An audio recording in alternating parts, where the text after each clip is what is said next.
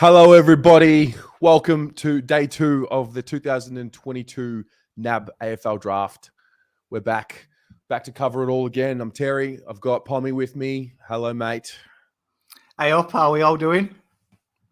We are good. It was everything was went as planned last night, right? Yeah, it was a nice cruisy afternoon, wasn't it? We got the man that we expected to get. There's a few twists and turns from other clubs. A lot of very talented young men on the board still as well, and hopefully, no one takes 5 minutes a pick. Yes. So what do we? Let's set the scene for tonight. What picks do we have, and what are we expecting? Well, Carlton were originally 29 because of the ties. They've moved down to 32 now because of the father-sons. Yep. Then we've got 46, 57, 67. So there's a few to go. But, I mean, obviously there's a few talented men. So Carlton are, 10 picks away now. So it's going to be a bit like last night. We've got a wee bit of the weight, but there's still some, like we say, some very good players on the board. Jackson Binns, Ollie Houghton, to name a couple of few that we've gone through in this. So it's going to be a very exciting time. And Austin's been quite open. He wants more picks. Sydney are still there just before us. So Sydney have said next year is a priority for them. So I wouldn't be surprised to see if some of these players do start to stay there. Cohen, Binns, George, Huswaite, even Hayes is on there, who was scheduled to go top 20. Maybe Carlton bite a bit of the trade tree. Who are the teams that you think are really feasible to make such a trade happen, though? Like Sydney's one of them. Well, I think if we look at who's to pick, obviously GWS are about to pick now. Obviously, they've gone Jones and they had to take Ralston very quickly because of the bid match. So you'd imagine that that's going to be a pick that they're going to keep. Now, Sydney are definitely one. North have been looking at picks. Obviously, there is a player called Cooper Harvey for people to look out. Father-son of the great Brent Harvey, 400 gamer. So that could be an interesting one if he's not on anyone's radar, and that would be one of them players that I don't think anyone will try and snare. Could be that. Maybe the Eagles as well. There is a lot of Western Australians in the 40s category, and that might be something that they look about, that they might think maybe drop down. It's going to be an interesting one because I think there is arguments here as well for next year now. The value is getting less and less for Carlton in the terms of what they're giving away because we're getting into the real deep end of the draft. So it's going to be interesting now what Nick does, because now probably that future first is maybe bringing in 2 picks for him suddenly now. It's not bringing in 1. It's not a straight swap. So that's something for Nick to do. But as they bring in their Fox Lab, the 2 to look out for here are Hayes and George. Braden George obviously will not play this year. He's recovering from an ACL. But this guy is someone that was top 5. He's a top 5 talent. So remember Brody Kemp? That's how good that kid is. But this kid is a jet forward. In my opinion, he's up there with Sheasel for talent. Wow. He's got that X factor as well. Mate, pure goal kicker. Like if you paired him up with Dirds and Motlop, it could be danger. So it's going to be interesting. I like that there from Lou Felino.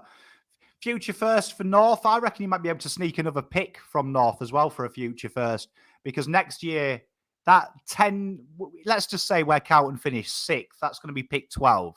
Let's say it was pick 12 again.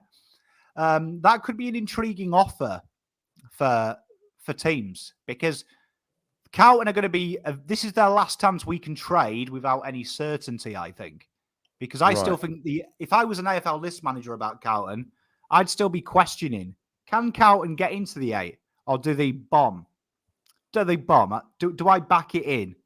And that'll be a risk for some list managers that they may look. I'd imagine next year, when Carlton make the top 6, suddenly the money's not going to be a risk factor. But right now, there is probably a good little play. If I was another list manager, Carlton's future first might be intriguing because it might not be as good as Carlton value it, and it might be a lot more than I value it. So be an intriguing thing what they do. Right. Good evening to everyone who is just joining us. Anthony, James, Peter V's back. Oliver's back. Andy's back. Tori's back. A lot of viewers from last night. So yesterday was about picking the best talent, but also talent that we identified as a need. Obviously, with Hollands being someone that can play on the outside, really hit up that wing, whether he's ready to go round one or whether he has to earn his spot and take a little longer. The next few layers of what we need now, knowing what picks we have tonight. Firstly to you, Pom, what do you think we need to look out for with these picks? So we'll start with pick 32, and then you guys at home, like from your perception, what do you think we need? What's the next need? I mean, we spoke a few nights ago around getting a key defender for the future, not knowing if Marchbank, McGovern, any of these key position guys can really give us a full season without getting hurt. And then there's that other layer of who's the next up and coming forward. Charlie and Harry are right in their prime. They've started to enter that sweet spot. Is this the time to look for a forward? Is there another midfielder that we should be looking at? What are you looking for tonight? Well, I think now we're at the magical D word, depth, and more depth. So I think if I'm looking for Austin, I do think Carlton desperately need a forward of some sort, a real pure out and out point of difference. I think that area of the best 22, I think if everyone was fit and no one got hurt, I would say, does the Owies, Durden, Motlop combination match up with Premiership forwards? And in my opinion, I think it's far too defensive. So I think it does need a point of difference there.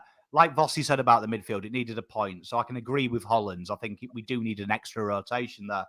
Now it's looking for them depth. So if Braden George is there, that would be a dream. Carlton can probably lean on for a year, especially with their re-signings. And then, definitely you're starting to look at them backups of getting a young project like a Tom Scully, who's going to go in the late 40s, early 50s. Perfect, because he's not needed this year. We could probably cover it, but you never know. You might have uncovered a gem. Maybe a key back project. I mean, there would be a great argument if Lewis Hayes falls the next two picks. I would hope Austin's there like, you know what? Am I going to get a better key defender with my first rounder next year? Probably not. So it's going to be a lot of questions there. But really, I'm just looking for depth. Just add to the things. That's what I'm hoping for from him. Yeah, I like it. Key forward, key defender seems to be the majority of what we're seeing tonight. Mate, spot on. I think now it's just literally looking for things to worry about in the terms of don't think like key defenders are high up on my priority, but I also think you've got to look at the re-signing structure. They've obviously backed in that defense is going to stay fit and it's not going to happen again. So, and what I mean by that is there would have been a great argument to release Mitch Marchbank last year. There would have been a great argument to maybe pander Mitch McGovern's name last year, but they didn't. They've stuck fat. They re-signed Marchbank and then they've kept McGovern and they've backed him in. So you would say that's probably not a high priority to Carlton as we probably think it is because they're probably looking at it this way. So it's going to be interesting. I've heard Ruckman mentioned a lot. I'll put it this way. Carlton, for me, would be mental in this draft because even Barnett, who's voted as the best ruck, he ain't ready this year. So if you don't have any faith in TDK and Pitternet, they're ahead of Murkoff, but way behind TDK. Carlton's structure for rucks, unless it was someone like a Luke Jackson, who could play day one as a rotation, I don't think that's going to be a priority for Carlton because we've already got a project and they've done Murkoff. They've re-signed him, which says that that's the project. Not many teams have 4 out-and-out ruckmen. And in my opinion, they're all out-and-out ruckmen. I don't care what people say about TDK. He's signed as a ruckman. He's forced as a ruckman. Do you know what I mean? You can speculate ever, but I can tell you now from watching these guys at depth, there isn't a ruckman in here right now. I would say, piss TDK off to the forward line or the back line. He is superior to anyone in this draft at the moment. Yeah, and I'm with you. I mean, if we're going to get another ruckman, you would assume it would be through the rookie draft, through the mature age pool. But I don't know. I don't even know who's available in that regard. Hope Luke Jackson's a little bit of a problem.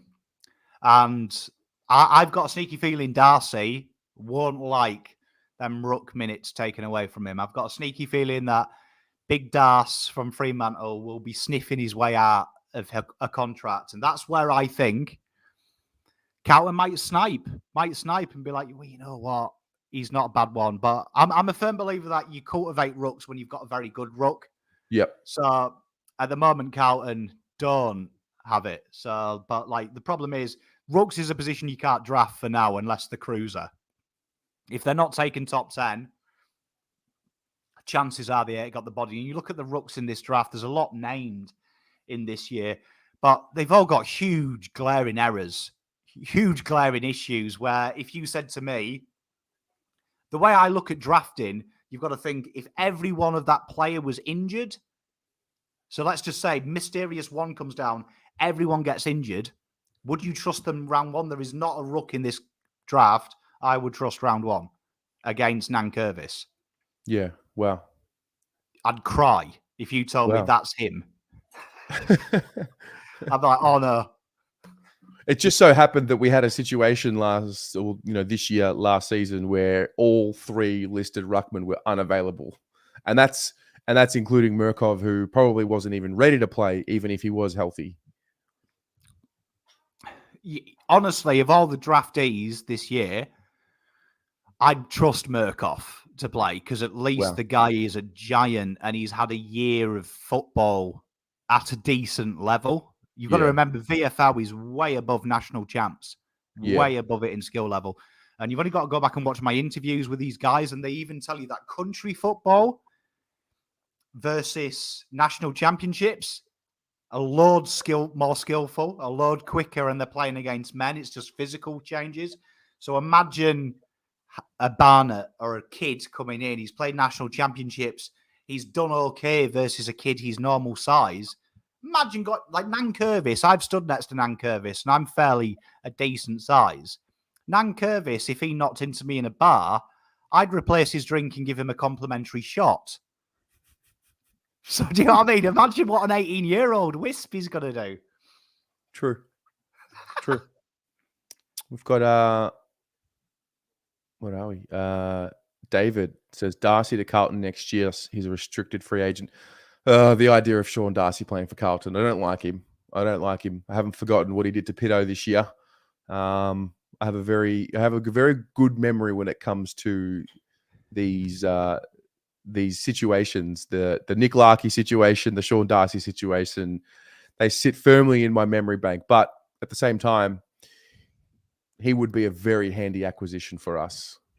Mate, Darcy's like Toby Green. A lot of people in chat would say no to Toby Green, but I'll tell you what, if he played for us, you'd froth it. So he's one of them people that you don't want as a neighbour, but if you were going debt collecting, you definitely want him in your friends list. Fair. Yeah, that's a fair call. At least you know he's got that killer instinct. Yeah, do you know what I mean? Yeah, like you've all got the mate who's got that brother who is completely balmy. And if they were just normal people, they'd hate each other. But because they're brothers, they're forced to like each other. Yeah, it makes no sense. That's what Darcy's like. I mean, I wouldn't mind Darcy doing that little kicking his foot out and trying to break a kneecap of a ruckman if he played for Carlton. I have an issue when he plays Carlton. Yeah, that's fair. What did you make? What did you make of young Ollie Hollands last night? It's really cool to see. I mean, obviously, we know he's a Carlton supporter. We knew the backstory. We knew, through the interview that you did with him, to see, a young man who has dreamed of playing for the Carlton Football Club actually have his moment. I love the little piece of footage where he shakes Vossi's hand. You can just tell, like, it's literally a dream come true and it's unfolding. What did you make of it all? Well, firstly, I love a bit of body language. And the big thing that pisses me off in today's society is when someone shakes their hand and doesn't look in the eye. And he literally grabs Vossi's hand and he's looking straight in the eye. That turns me on because that shows sincerity. It shows respect. It's the ultimate respect. There's nothing I hate more than when someone shakes my hand and he's looking past me. Like that was good. But he carried himself well. And as we're talking about that, one of my favorites has just left. Max Gruszewski. What a little footballer he is at GWS. And GWS, after yesterday's debacle, have managed to somehow break even today. Done well. Done very well. Ugur, thank you very much with the $80. Welcome back, Tez and Pommy. Thank you, mate. Welcome back to you as well. Interesting comment there around the handshake. I noticed the same thing. I don't know if you noticed this as well, but Vossi had the when have you seen like the video of Donald Trump shaking a hand? How he brings the hand close to the body, power move, the domination technique. Yes, I did notice that from Vossi. I was also chatting to my brother-in-law about it, and he made a point around he wasn't so happy to see Ollie call him Vossi. He sort of referenced, would any of the Manchester United players call Fergie? It would be, coach, boss, gaffer, whatever. I'm not sure how that plays out here. I mean, Australian culture is a little more different, but at the end of the day, it was his moment, young Ollie. It was his moment, and I think he fanboyed in that moment. I think he'll look back on that and smile. He has met Vossi an awful lot of times. Like he did say that on the camera. So it's not like this is the first time they've met. So I'd imagine there's a little bit of probably broken down lines as well. I imagine that. And then if you look at Man City, they call Pep. So different management styles in the terms of that. Fergie, I'd imagine, would want to be called gaffer, boss. That was a thing for him. Pep's a lot more personable, and I'd imagine Vossi's quite personable with these boys.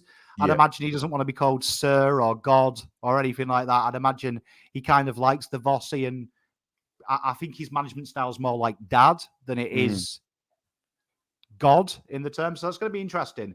But your friend's on the TV. Laura's doing this. Is she? Yeah, it's Laura Kane. Harry Barnett goes to Eagles. Shout out to someone. Your name has escaped me. You asked me a question on my video last night, and I said, do you think he will slip? And I was like, this was one of the people that we did talk about may look at a ruck, because obviously Nick Nat ain't getting any younger, is he? Nick Nat he's not. Clocking on, God bless him. But this is the best ruck in the draft, Harry Barnett. He is an absolute monster. But if you look at him as he's on your screen here, I mean, do you want him round one? Like, very good footballer, and he will be a very good ruck in 2 to 3 years. But would you want him? Would you want him elimination final? Has to play. I don't know. If you say yes, you're lying. As my pop would say, ask me a question, but answer it for me. But answer it honestly. But yeah, this kid here is the modern day ruckman. What you see is what you get with him. Very, very, very, very strong. Good groundwork. All around type player. Good ruck work. Good ruck craft. But like I say, 202, 96 kegs. But his ruck craft is way, way away from where I'd expect. You won't see him much round one. Right. We've had, 23 picks. So the dogs are up. They've got 3 minutes left. Is it too early to say that someone has slid now? Is everyone that you thought would be picked up in that top 20, 25 pretty much picked up? Or is there someone you're still waiting to see? Tell you what, if the dogs take Hayes here, I'll eat my hat, because that'll be absolutely balmy. They've already taken a key position defender. If 25 is there, you're making the sneaky phone call to Essendon, particularly to North. You're making the call to North, because you could quite easily grab that for Carlton's pick and maybe an exchange of 4th for a 3rd. Because you'd imagine that they're looking at Cooper. They're going to take Cooper Harvey. So that's going to be a great question. If Lewis Hayes doesn't go in the next 2 picks to count and try and bite up, obviously 25 is going to be a mission because you've got Dodoro, and Dodoro will probably ask for Cripps and Cripps' rights to his father's son. I mean, plus a future first. So it's probably going to be a lot. But Lewis Hayes is definitely one to watch out for. The other one as well is Braden George. It's a good name. I like that. I love Braden. He won't be ready for a year, but I'll tell you what, it's worth the wait. And what is a lot of players out of contract next year who play that role. So he's a very good footballer. What is he? What does he do? What does he do? So he can play small forward. He's a proper general forward that plays high half forward. Rotates on the ball, but this guy here is a pure goal sneak. Looks a little bit like Charlie Cameron. He's got the Charlie Cameron mo. Plays like Charlie Cameron as well. And the 2 guys who stand out for me, Braden George and Jacob Constanti, who went a little bit earlier than expected. Yeah. These guys froth a goal celebration. That's a huge thing for me. Because it shows me that hunger for kicking goals, that they love it. And George is a maniac when he kicks a goal. You might get a Ronaldo-type suey from him, I reckon, at the G. That is Laura Kane making the selections. Yeah, she sent me a photo of like the podium. I wasn't sure if she was actually reading out the picks. Charlie Clark there he is. So there he goes. Clark, this is another one who I would suggest has maybe slipped. Was very highly fancied. Sandringham Dragons boy. He's a very crafty player. He's got that wonderful ability as well of finding space in a crowded elevator.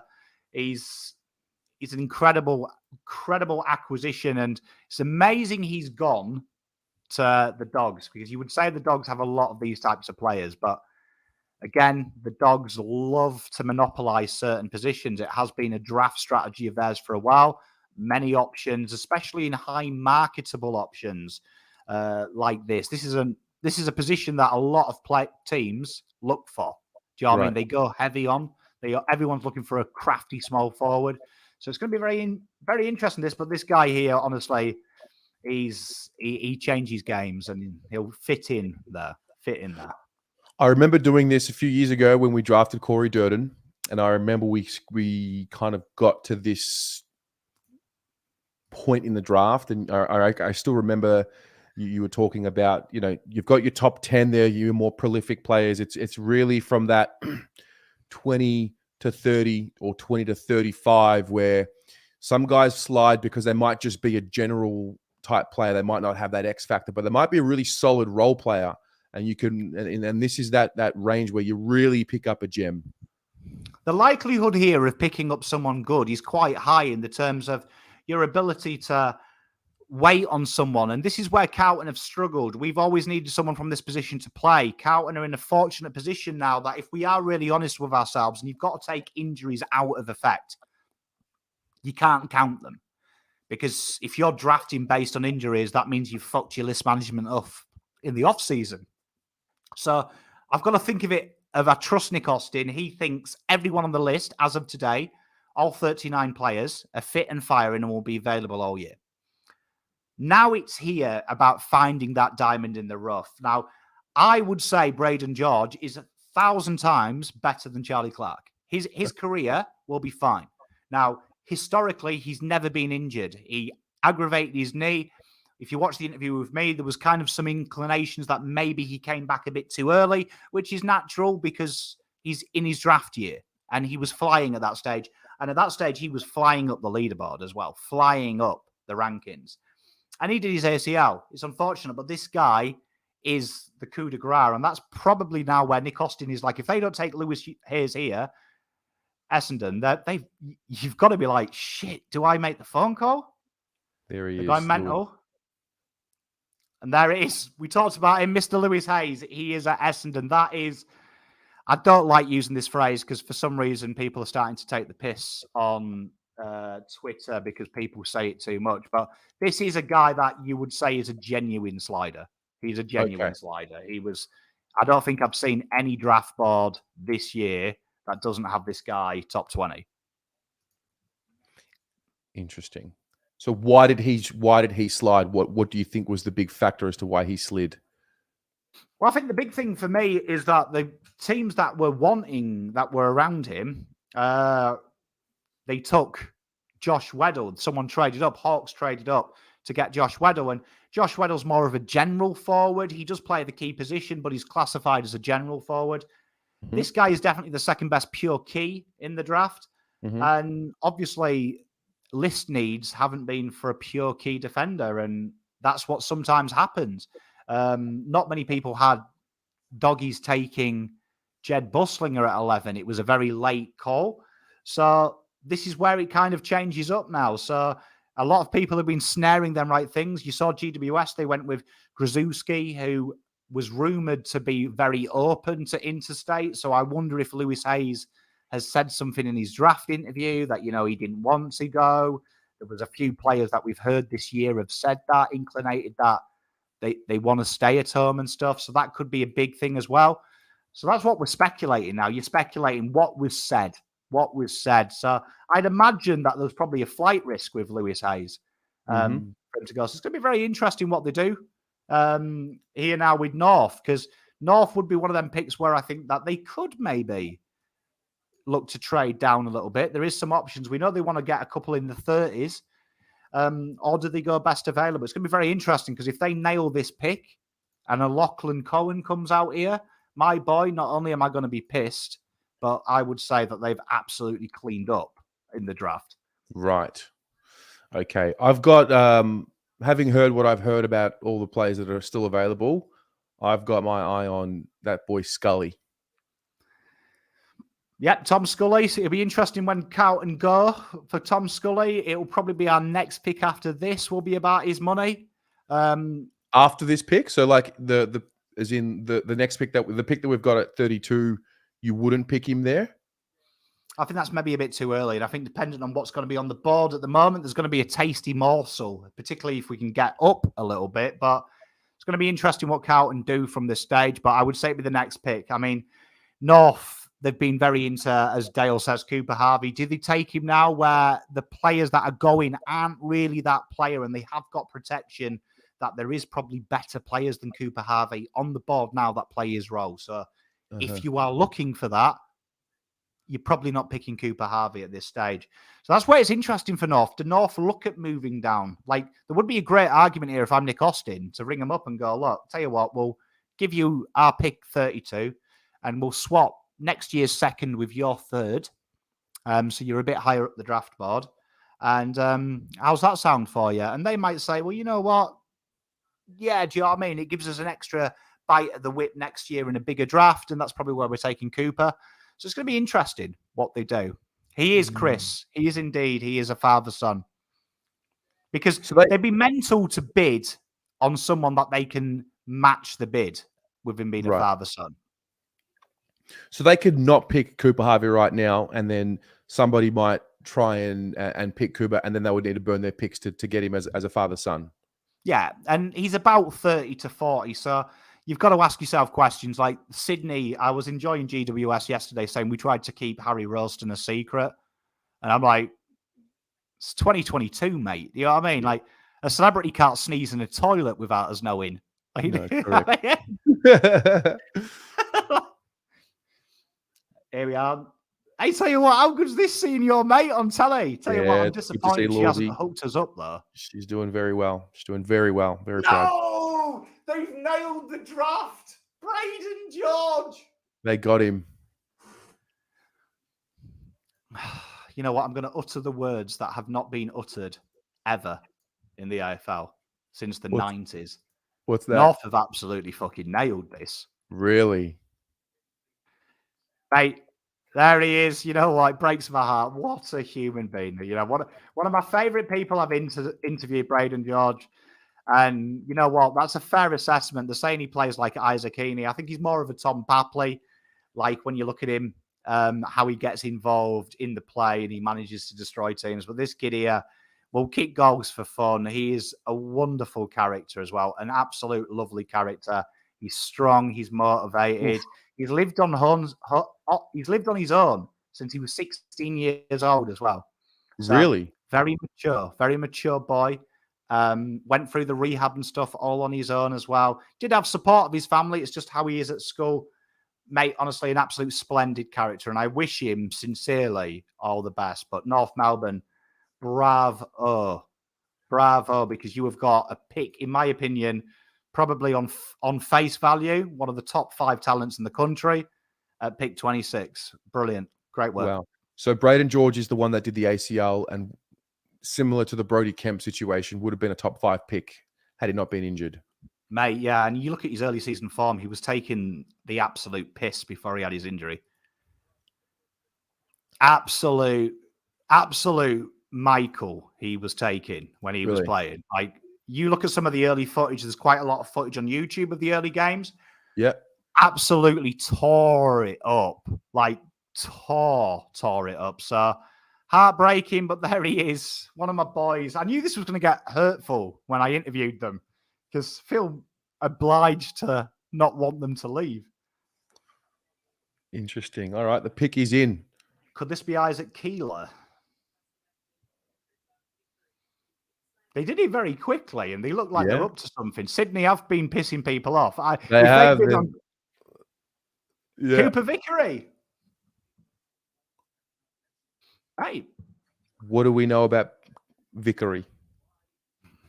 Let me bring him up because he's not early on my draft board, but high halfback type player. And this is someone that has shot up, scheduled to go around the 55 mark, but is a Hawthorn next generation pick. So obviously they've got in early. Sydney, ironically, stealing someone off someone else's wonderful academy. But a very, obviously, you know, Sydney and Hawthorn are 2 wonderful clubs. We talked about it yesterday about Cam McKenzie and Phillip, who was on the board. And I never thought Hawthorn would take him. Hawthorn would take him. And same with Sydney. Once they identify talents, they stick to their talents. And here it is. Cooper Vickery gone very early. And now this is very intriguing for Carlton. It gets very exciting for you watching at home, because there is a lot of players on the board that are a lot higher than where they're scheduled, which, unless someone takes the piss, Carlton are going to get a very good player. Yep. Welcome to you, Thomas. Pick 29. He's now 32 after all the events of yesterday. The Pies are going to have 2 picks before we select. So they're going to have pick 28. The Eagles will pick at 29. The Pies will go again at 30.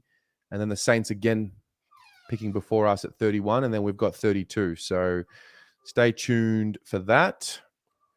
We've got Lewis, fair play to North. Adrian, I actually went to law school with Laura, so we've known each other for years.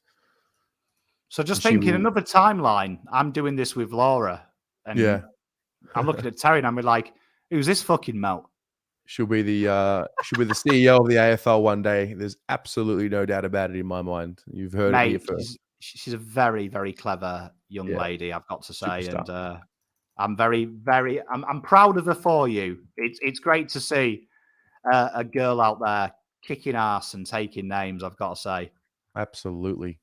I'm just very disappointed she didn't look after us and give us a place. Well, we're going to work on it. Yeah, I mean, we could have been sat next to her. All right. Oh, wow. Have a look at that. Scenes. Jacob Ryan. So no surprise here. If there is any Pies fans in the audience, I had the privilege or misfortune to go on Swoop Luke's show and do his draft reviews for him. And we talked about Jacob Ryan. This kid here can play football. A great transitional threat.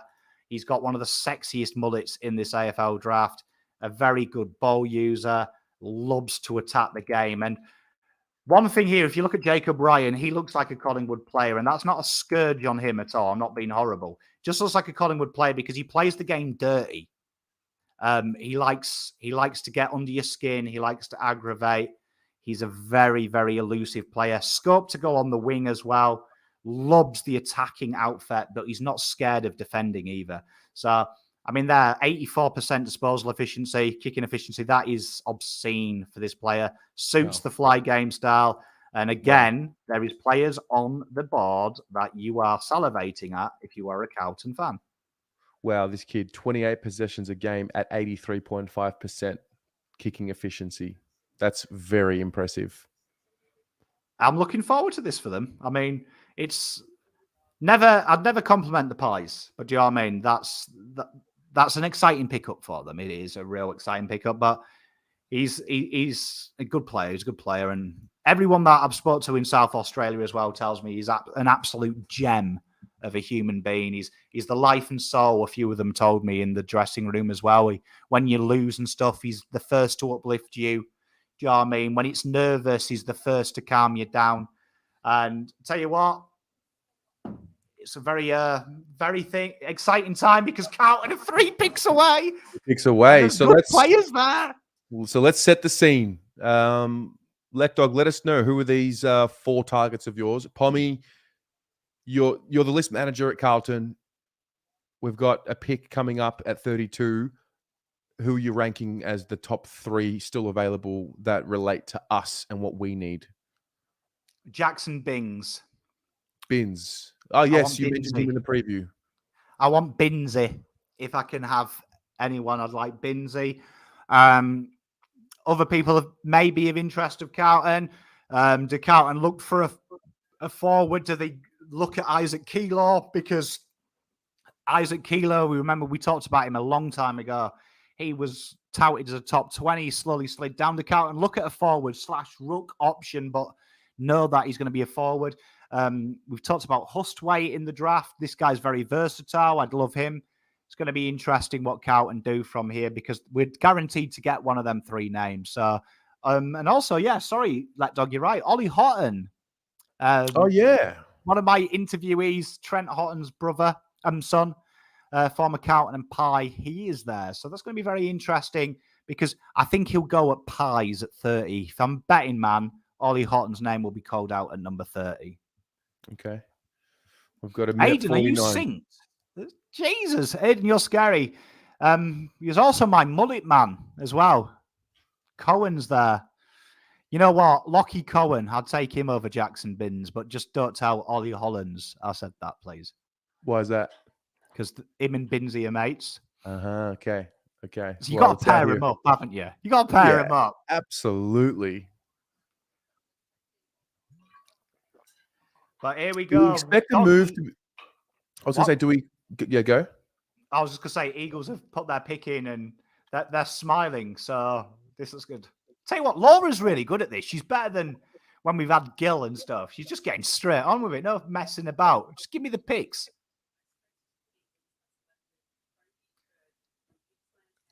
Is this a bolter? Oh, Kobe Bergil. There he is.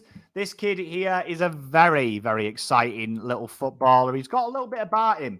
He's one of them smaller high half forwards that can float through the mid. Score involvements, though, 7 score involvements a game in the NAB League. He's a real link man, a real conduit. Reminds me this year, they're saying Jade Gresham, I understand because of his stature. But do you remember 2020 Jack Silvani? When he just seemed to, every time he goes inside 50, hit a target. That's what this gentleman does. He's a very, very, very accomplished footballer. Not scared of a goal. Loves a kick on the run. You know who I would say his draft comparison is? Because I don't do these ridiculous ones like the media do and give you like some pipe dream.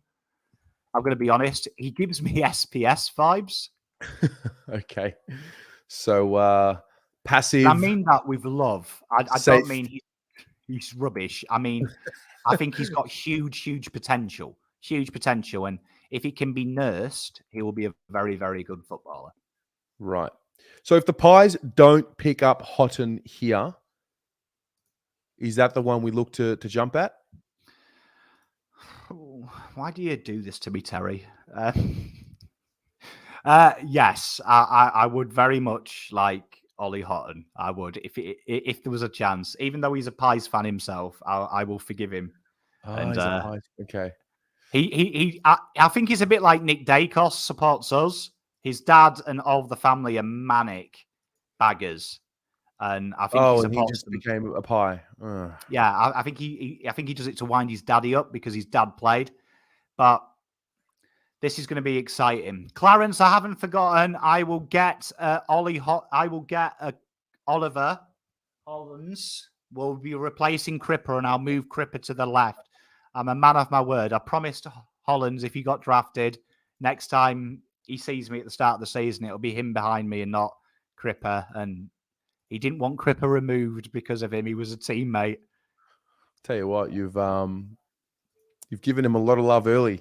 You've gone early with Hollands. I like it. To be fair, yeah, because by round 6, when he's had his 32% disposal of game, I'm like, should have been Philippou.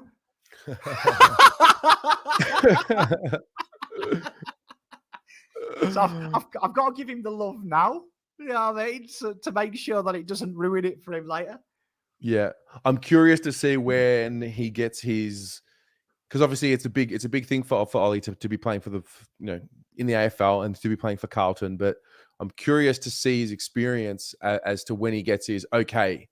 This is no longer a dream. This is like it's time to get to work now. Like it gets serious. I mean, I liked some of the quotes that he made around having to earn it and the understanding that. Wait. Carlton have just got in pick 30 and we've given next year's second. Austin! Come on, Austin! We've got our picks of whatever we want. If we take Ollie Houghton here, could it be? So we've basically we've definitely identified a player that's available right now, and we've just made the move. You know what? 30 and 32. If they get Binsey and Houghton, this could be dream theatre stuff. All right. Nick, you beautiful man. Are we behind? No. We might be a few seconds behind.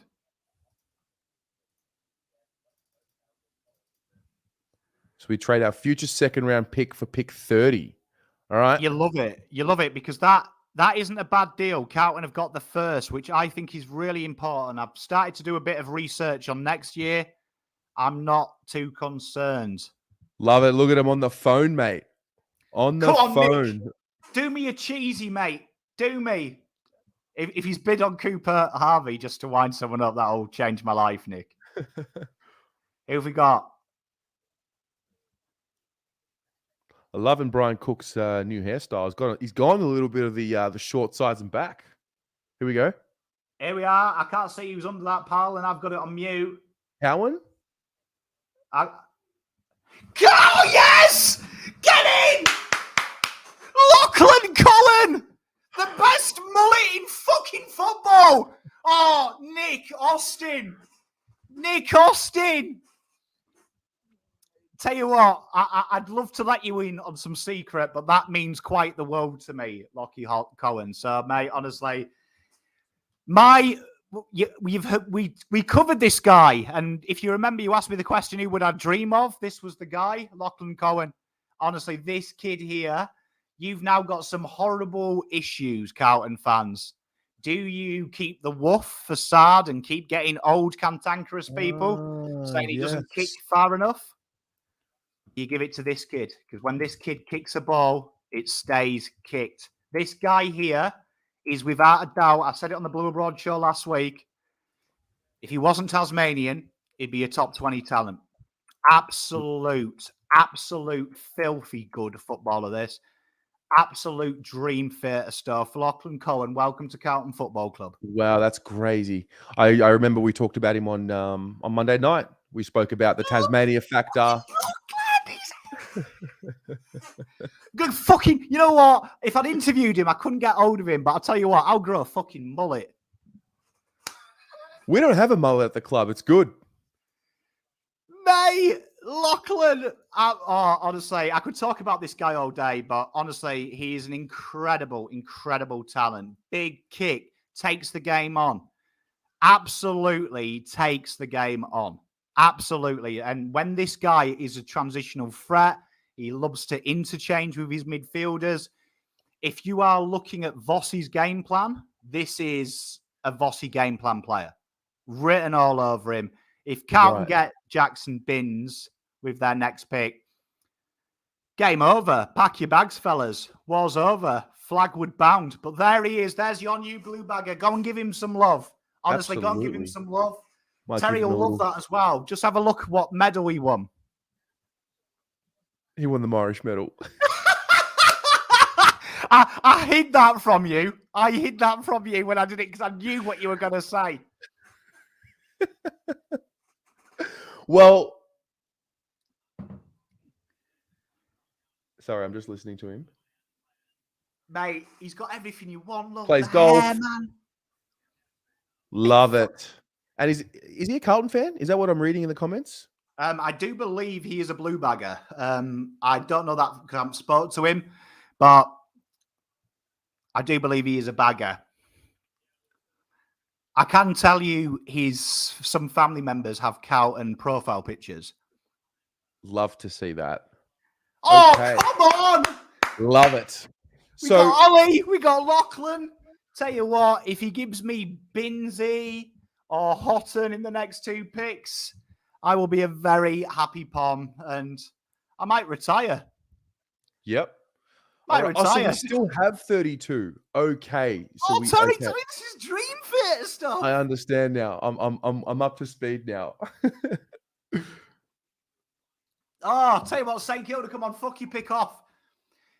Tell you what, if St Kilda take Ollie Houghton, right, and people are saying, oh, Mrs. Pom's in for a good night, could be divorce proceedings. She's taken Philippou, and if she takes my boy Houghton, yeah. I'm going to be complaining about my wife because maybe she's giving intel to Saints saying, oh, my husband interviewed this guy. He really impressed me. Lachlan, mate, honestly, I forgive him now that I couldn't get hold of him, but honestly, so proud. I've got a soft spot for Tasmanians. I try and get this club to recruit one for 3 bloody years, and they brought me one. Well, this was the conversation we had on Monday. I remember asking you the question around, do you stay away from a Tasmanian player because of the incoming team? But the reality is, if you have a good enough environment, a good enough culture, that shouldn't be a factor. He's spot on. I mean, he's only got to watch this watch along, and we lost it over. Yeah. Him. Also, who the fuck's leaving Carlton, mate? Tell you, if Lachlan bloody fucking Cohen just dares leave Carlton, I'm dragging him back. So James Van Ness. Oh, I interviewed Wow. Jamesy, and he did mention to me, I can say it now, but he did mention to me that Carlton wasn't on his radar, and there was a few Victorian clubs, but he thought they didn't like him. So I am so proud of James. James is an absolute legend. He's a key defender. He's a proper country boy as well. Absolutely loves his footy, loves his family, has a real... You know, when I spoke to James, I actually got off the call with him and I just felt better about my life because his mindset is just, hard work, but how good is it to work hard? That was the big gist with James. It was hard work and you could see it's really stressed him out, but he was like, how fucking good is this? Like, I'm going to be an AFL footballer. And real good. He's incredibly hard. On one-on-one, he loves the physical stuff. His eyes lit up when he was talking about playing men's football in Ovens country and getting battered and getting into fights and stuff. He loves the physicality stuff. He says there's nothing better than tearing a key forward up. So, tell you what, St Kilda have got a really good in there. James Van Ness, a real solid, good, honest footballer. And good luck to him. I fell in love with the boy, but I'm beginning to call shenanigans. Why is everyone... Why is my wife's team picking everyone else that I'm picking? Well, more importantly, there are 2 names still available in Houghton and Binns that we've spoken about in our draft preview. Here's the situation. Terry. Who is it? Terry, we've never gone. We're already at 2 out of 2. Yep. Our best for draft predictions is 3 out of 3. Could it happen? So Hustwaite, who was a name that was on the radar earlier in the piece, Houghton. Yep. So our second round, my picks for in the second round area, we've got one of them, and all of the rest are on there. Interesting. Cotton Cohen is a Carlton fan. Yes, he is. Oh, come on. So for those of you playing at home, who do you want? Who do you want with our next Give pick? me Ollie Houghton, please, because the kid is an absolute fucking quality human. I love Binsey, though. I can't choose any of them. Just anyone I've interviewed, they're all beautiful humans. Recap quickly. What does Houghton do? What does Bins do? So Houghton is, I would say Houghton is a fit Jack Martin. Uh-huh. So plays that high half forward role. He's got a footy IQ that forget about it. Forget about it. His footy IQ is another level. They've made a pick. Nick Austin's got a smirk. Let's have a look. The pick is in. I couldn't lip read. Binsy, baby. Let's go. Who is it? Bins. Jackson Bins! Oh! I'll tell you what. These interviews have taken the piss. Binsy's a fucking blues. Oh, well, Binsy's... I'll tell you what, Binsy. Right, how do I talk about this guy? This guy is a class human being. He's... Mate, he's worked on his engine. He's an incredible hard worker. If you look at what Carlton have built with Hollands and Mr. Bins, they have got real chalk and cheese. This guy is a specialist in getting the ball forward. There is no backwards in him. The fact Binsey comes to this football club shows Voss has got everything he wants. And I know some of you wanted Houghton, but I mean, I tell you what, Binsey and Lachlan Cohen. I'm so proud. Honestly, I can't tell you how happy I am. Binsey, welcome to the club. Bins, a winger, another winger. He is. He's a winger. He's a lot more offensive, aggressive winger. Yep. The big thing one of the biggest insights I can give you is I've spoke to everyone who plays at the national championships, and nearly all of them who played Victoria said how this guy isn't talked about is beyond me. Now, the wonderful thing about Jackson is if you look at his entire season, it has been the most consistent of any player in the draft. So consistent. But his last 10 rounds were frightening with the amount of ball he got. So the fact that Carlton have really gone for some injection is huge. And honestly, Jackson Bins, it's dream theatre stuff for me as a draft nerd. Absolutely. 3 from 3. You've interviewed all 3 of them? No, 2 of them. 2 of the 3. Cohen, our schedules just never matched, and I'm broken, but he's been a fan favourite of Pom's. Pom's talked about him a lot, bigged him up. I never thought we'd get him, to be honest, and there was a few people I was talking to, and they kind of told me to calm down on my love about it. But I'm so happy he's come. And Jackson Bins, fell in love with Binsey when I interviewed him. I've got to say, now he's here, probably my third favourite interview. Binsey. I fell in love with him. I'm excited.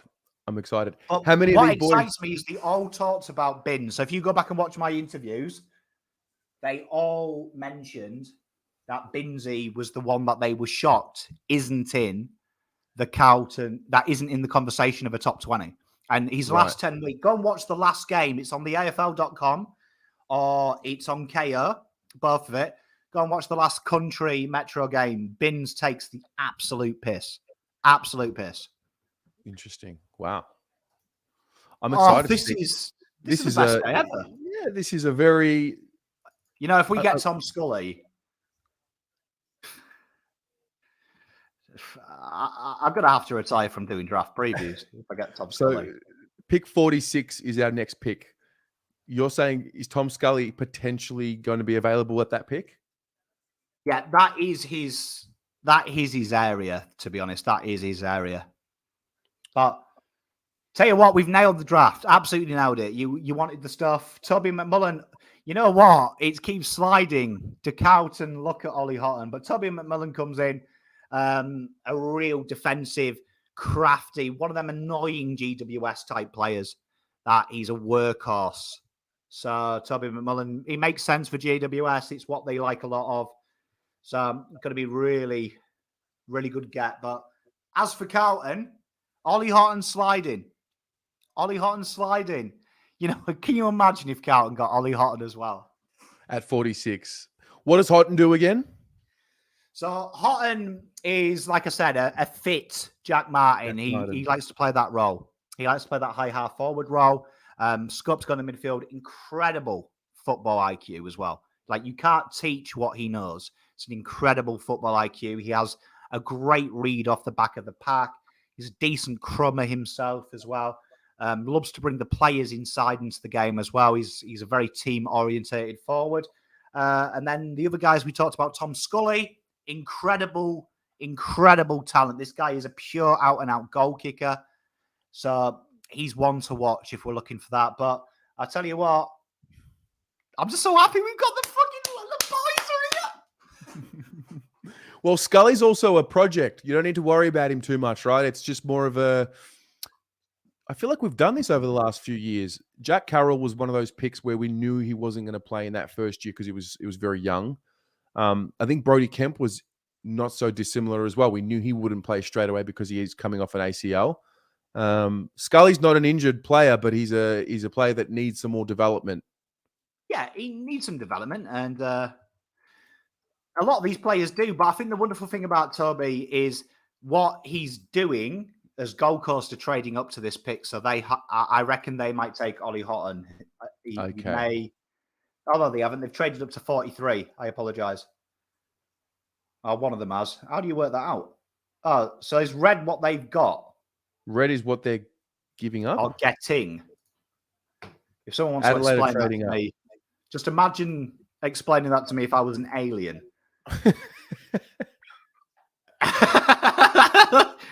What a fucking weird cut. I'm guessing red is out, green is in. So Adelaide have gone up back into the 43s. Why would they be making this trade at this point? Why wouldn't they wait until closer to 43?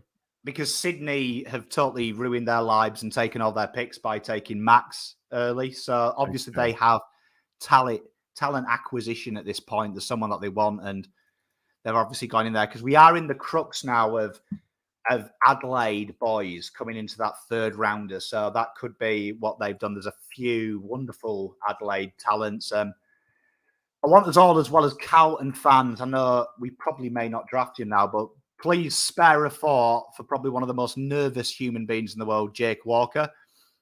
He is an Adelaide boy, and I really hope to see him get up and about as well. Really hope to see him get into the AFL because he's a wonderful human kid. What are we doing here? Laura. I wish Laura would have... She keeps looking down when she says the name, so I can't lip read. She's mean. Boss is going to get the beers. Ollie Houghton. Oh, fuck off, Zoe's team. God, fucking hell. Why does my wife get everything all the time? Filippo, Houghton. Mate, we got Hollands, mate. We got Hollands. Nah, I don't care. I don't care. We cleaned up. I can't have everyone I want. But yeah, there he is. Ollie Houghton, so very, very versatile. Do you know what I mean? They're putting mid. I would definitely say he's more of a high half forward. They're putting their similarity as your mate, Zach Fisher, which isn't actually a bad shout. I think he's Fisher last year. He can definitely have that pinch hit in there. But as you can see by your stats, they're saying midfield, very forward stats. Loves the hard stuff. That's one thing that really stands out about him. He loves that ball on the deck. He loves that defensive pressure, but he also loves creating something out of nothing. He described his skill set as you give him the ball twice, he kicks a goal, which is very sexy when you talk to someone, isn't it? I mean, that's what you want from your players. He doesn't need many opportunities to make something happen. But Ollie Houghton, very, very, very good footballer and a magical pick again for St Kilda, unfortunately. So we've drafted 3. How many players? I think we had 5 spots available before the draft.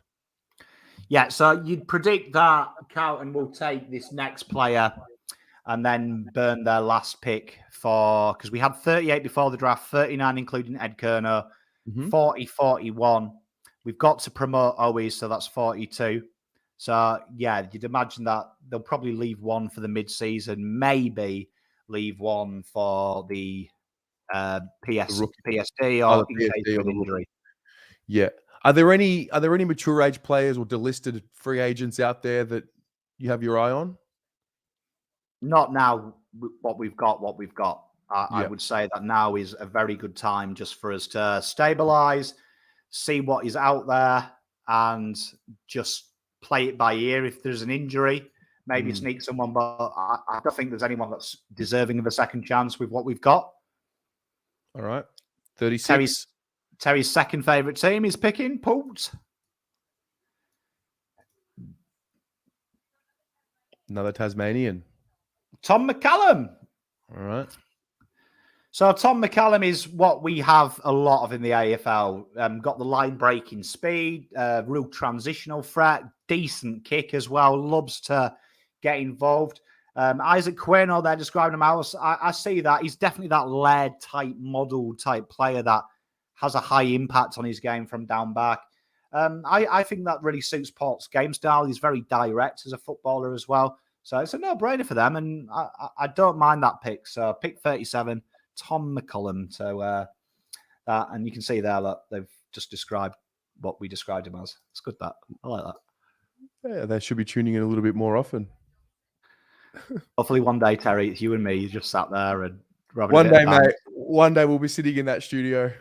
To be fair, I'd hate to do it because I'd have to be impartial. Yeah, no, actually, no. We'll have our studio of our own, mate. No, hey, I couldn't be losing my banana because Carlton have picked the player that I've liked after I've manipulated the draft process, saying he's crap. You really taking Gillian's blood money to sit in a studio like that? I couldn't do it impartial because, players like Ollie Hollands, I would have been slating in my little reviews to try and make him fold to Carlton's pick, going, Ollie Hollands his pants, and then ringing Nick Austin and going, mate, trade down. Yeah, I've sold it. I've sold the dream. No, it's exciting. I must say, this off-season, just this draft period, it just... Hang on. Hustwaite to Hawthorn. Nice. I feel like this draft and just this off-season in general, it's been very low-key from us. No drama. It's just... I mean, we even traded up to get that pick 30, and we just got the job done. I'm enjoying this new wave of certainty and this new wave of I don't know, we're just getting our business done. I like it. There's definitely a sense with Carlton now that they know what they're doing. Yeah. You know what I mean? They know what they're doing. And I think what I've really enjoyed about this trade period is it's kind of made my life easier producing content because Carlton aren't constantly feeding you what they want. Yeah. It's been a lot more of a guessing game and stuff like that. So it's been a bit more fun, being a bit selfish here, but for a content creator, it's been a bit more fun because they're not giving much away. And it means I've got to research some stuff and we can have a good discussion. But we've nailed the draft so far. Jackson Binns, phenomenal. And Lachlan Cohen, we've talked about him a lot. And hopefully there's one more there. I mean, I tell you what, if we get Tom Scully or just any of the guys I've talked about now, because some of them are falling, it's happy days. But Henry Hustwaite to Geelong for the Hawthorn fans, absolute quality acquisition. Can play just about anywhere in the midfield and back line. Very composed, very calm. Makes space when there is no space. And people call him slow, but he's a quick thinker. One of the quickest thinkers in the draft combine. So good little pickup for them. I'm with Lewis here. Just need Scully. He's the one name that is remaining, I think, that would just really solidify the entire draft, to be honest. You know what? I am trying to do as well, the little things at the bottom, but they're going way too quick. It takes 2 minutes to make them, and they're bashing them out now. So I am trying to keep up. But no, I agree. One of these guys would be brilliant. One of these guys that we've talked about is brilliant. There's a few of them on there, but I'm so excited. I can't tell you how happy I am because we've got 3 in a row, and these are beautiful boys as well. I'm so stoked for you guys to see them in the flesh. I mean, I hope they're there tomorrow for you at the open training, and you can go you can go and give them a bit of a cuddle and be like, you know all about them because you've been watching BA and you've been watching the interviews. They're going to be real get around them because they'll be super nervous. Yeah, it's a good reminder. Open training tomorrow, 9 a.m. Icon Park. We'll see you there. I'll definitely be there. Mate, spawn. But honestly, get around these boys because they will be super nervous. Like, can you imagine being drafted and like the next morning you're at Icon Park and there's 4,000 Carlton supporters taking a day off work to just go watch you train?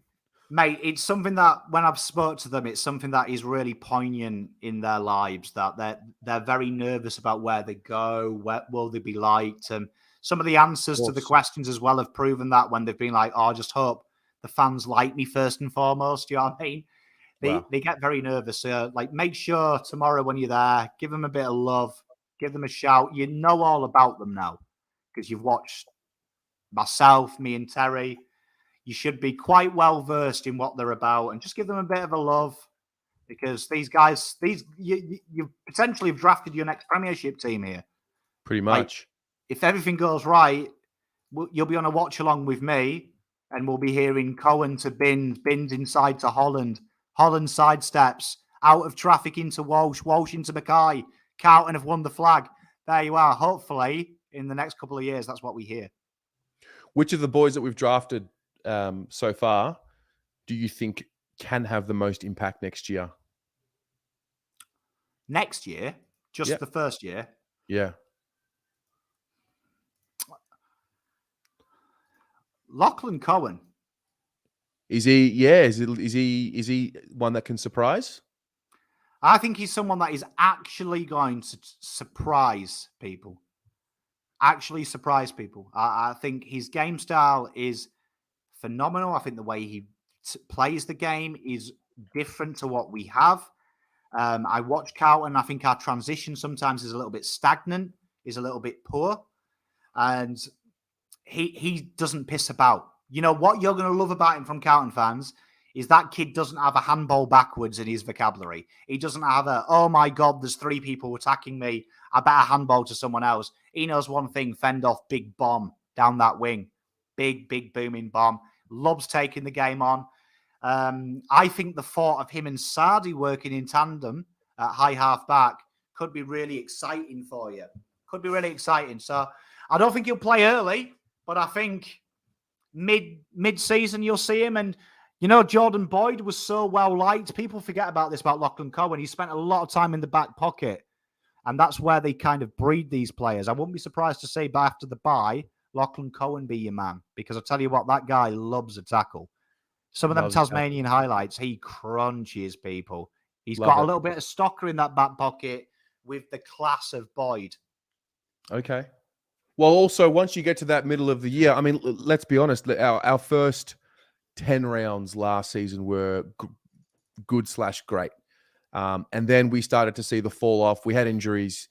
But naturally, you should probably, I mean, I am going to go into next season expecting that middle part of the year to be a bit of a grind. Every team will feel it at some point.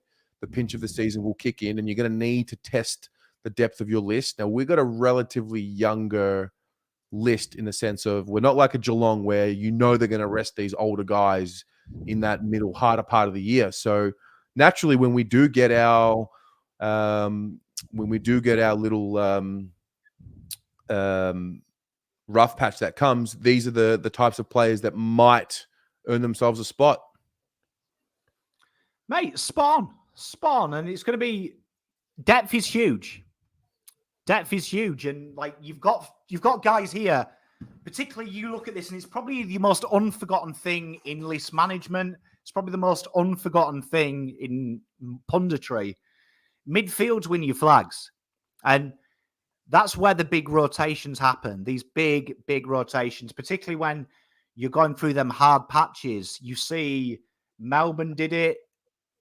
Richmond did it in 17. The ability to be able to switch players into certain roles. And Carlton have just taken 2 incredibly good options in Binsey and Mr. Hollands. And the fact that you've got that extra extra layer down the back, because you'd say back pocket is Carlton's weakest area. Do you know what I mean? Weakest area. So, do you know what I mean? Now it's just literally taking best available here, really, Best for Carlton. available. It's taking that best available. Keeler is a name that I've seen a bit in the comments. What's Keeler's story? So Keeler is a ruck forward. So if people want ruck, he's definitely the best option as a key forward in himself. But he is working on his ruck thing. Like I say, there is no rucks in this draft that improve Carlton's situation. If anything, I would say drafting a ruck would make Carlton's list worse. So Isaac Keeler is one that you can bring in because it definitely takes the question away of someone like TDK playing forward, because he could probably play year one if you needed Keeler. Keeler's a very crafty forward. But he has the option of improving the ruck. So if Carlton did maybe not trust Murkoff, there is that backup that he could become a 15 hits out ruck a year. Mm-hmm. So Keeler's very good. We talked about Keeler for a long time as well. Keeler has been one of our boys, but unfortunately, Mr. Keeler left me unseen. God bless him. Did he really? I'll forgive him. Mugging you off. I took that as I'm not coming to Carlton. What you want about? Fair. I have to say, everyone I've spoken to, though, he's not very active on socials. It's not something that he does. So I will forgive him. But and everyone has raved about him that he's a nice kid. So I will forgive him. But the dog is there taking someone that we're very familiar with, Harvey Gallagher. So this guy played forward for Carlton, VFL side, in the back end of the year, but more specialist, a bit of a defender. Been a leader in most of his developments as well, but he's really shot up, getting that call up, really put him in the eyes of the AFL establishment. Very tough, likes to take the game on, very doggies player. I didn't see what their draft comparison is, but I would say that he's got a little bit of, you remember when Caleb Daniel used to play down back? Bit of Caleb Daniel about him. Interesting. So I'm just looking, if I've got this right, we've drafted 3 Carlton supporters. They all bleed blue. Yes, Terry. Oh, don't start that. Everyone in chat, disregard what Terry said. That we are not going on that method next year with our draft picks. We are not. I refuse. I'm just saying, they bleed blue. They understand if they really are. This I was actually talking about this last night. At that point, we had only drafted Ollie Hollins, and I'm like, well, you know, he's a Carlton supporter, and then I'm like, well, if he's really a Carlton supporter, then he really understands the pain. You know, because I don't know if you can truly understand the fucking shitstorm it's been to be a supporter in the last 20 years, unless you know, really go for the team. So maybe they've listened to the Facebook audience, mate. It could be that. I think it's just very lucky that, you know, I'm so against that kind of sentiment that they've picked players on talent and it just happens to be they're Carlton fans. But no, I agree. It's good that they do, that we've gone that route. I mean, it's great that we've got players though in like honestly, you've all watched this show. I've been banging on about Lachlan Cohen for ages, the mullet kid. I think I've mentioned him in every video when Terry had his sabbatical, particularly with Paolo. We talked about him a lot. I am in love with that boy. So he is someone that I'm very excited about because I think the AFL miss it. And it is a common thing when you speak to these Tasmanian kids. They don't get the coverage. They don't get the scouting that the others do. And that's why I say there's the Tasmanian tax. So don't start using that because people are taking the piss on it who don't watch the football. And that's what's annoying me on Twitter at the moment. There's a lot of people who are bagging people for having an opinion on the draft. I'm telling you now, as one of the only Carlton people who has done it for so long, it's great to see all the wonderful comments about the draft and the opinions. But this is someone who is genuinely a slider, in my opinion, Cohen. I think he's a lot higher. And I think if the AFL had done their due diligence, someone in the top 15 would have taken him. But he's that good. He's a top 15 player. And it's mate, Carlton, I can't often say of done a solid. I understand why he traded up, because Binsey for me was a no-brainer for the second pick. The fact we've got Cohen as well. Are you crazy? Like, what a day. Tell you, it doesn't matter who you pick now, but Caleb Daniels just gone. Winger well early. Late 50s, early 60s. Pure winger, though, to be honest. Pure winger. I'll steal Jake Benwatton's phrase today. Lockie O'Brien 2.0. Caleb Mitchell, welcome to Sydney Football. Welcome. Got him with a much more a much juicier pick than a pick 10. Mate, the problem is with these guys here is that they'll take him, Caleb Mitchell, and he'll probably be a superstar. Pom, why didn't you think? I really didn't think they'd trade up for Cohen. I thought it'd be one or the other, and I thought I honestly thought that the most logical thing was Bins. It suits it, but the fact that we've got another one, so exciting! Absolutely. Oliver Lynch with the $40. Says fantastic coverage of the draft over the last 2 nights. Tez and Pom beats not having access to TV coverage, hands down. Congrats, guys. See you back home, mate. Thank you so much. Mate, have a shot for us and send me a video from Hawaii. That's very kind, very kind. It's come a long way. So Pommy, got to go back, mate. Got to go back in time. I remember. I think every single draft you've done, we've selected the players that you've mentioned in at least one or two of them. And the funny thing is, they've all been on the cover of the thumbnail. Kemp, Durden, Hollands yesterday. Like the thumbnail has never really been wrong. Honey. Remember the famous one? Durden's the famous one because everyone wanted James Rowe. Yeah. So I've done well. But I mean, what's the secret? What are you doing? What are you researching? What's the honestly, secret sauce? I just spend a long time doing this. So this isn't something that I just read anything. I watch as much footage as I can.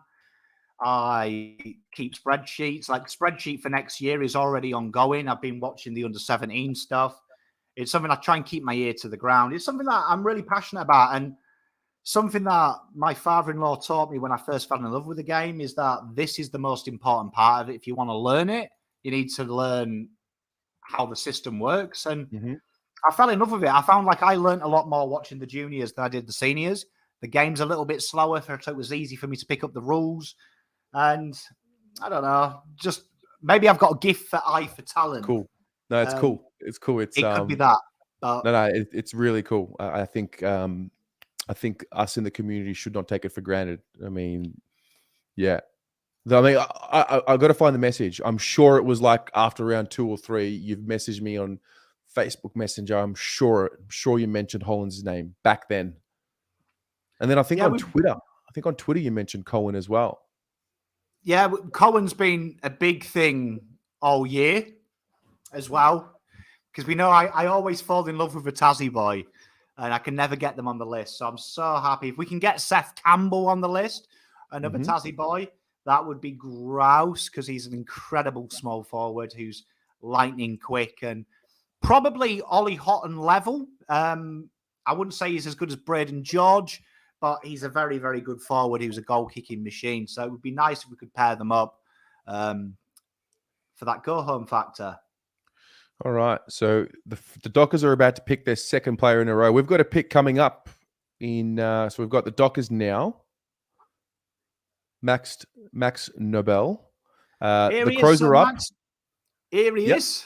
So Carlton were linked with this guy in the ruck stocks, and it's something that I don't really like. Honestly, I keep saying this. I don't see it. And you can see that his downside is his raw. The problem is now all these ruckmen here, you'll be lucky to see 2024. So they've all got some growth to do. But Gippsland Power, this kid's huge as well. He's a beast, 206, 91 centimetres. Real good ruck work, it has to be said. There's a lot of talent there. It's a slow burn, though, from him. It's a real slow burn because, like, these guys age. They're like, they age like dogs. 1 year for 7 years, like dog years, is 1 human year. Mm-hmm. So it's kind of the reverse for rucks. It takes a while. These guys don't play football early.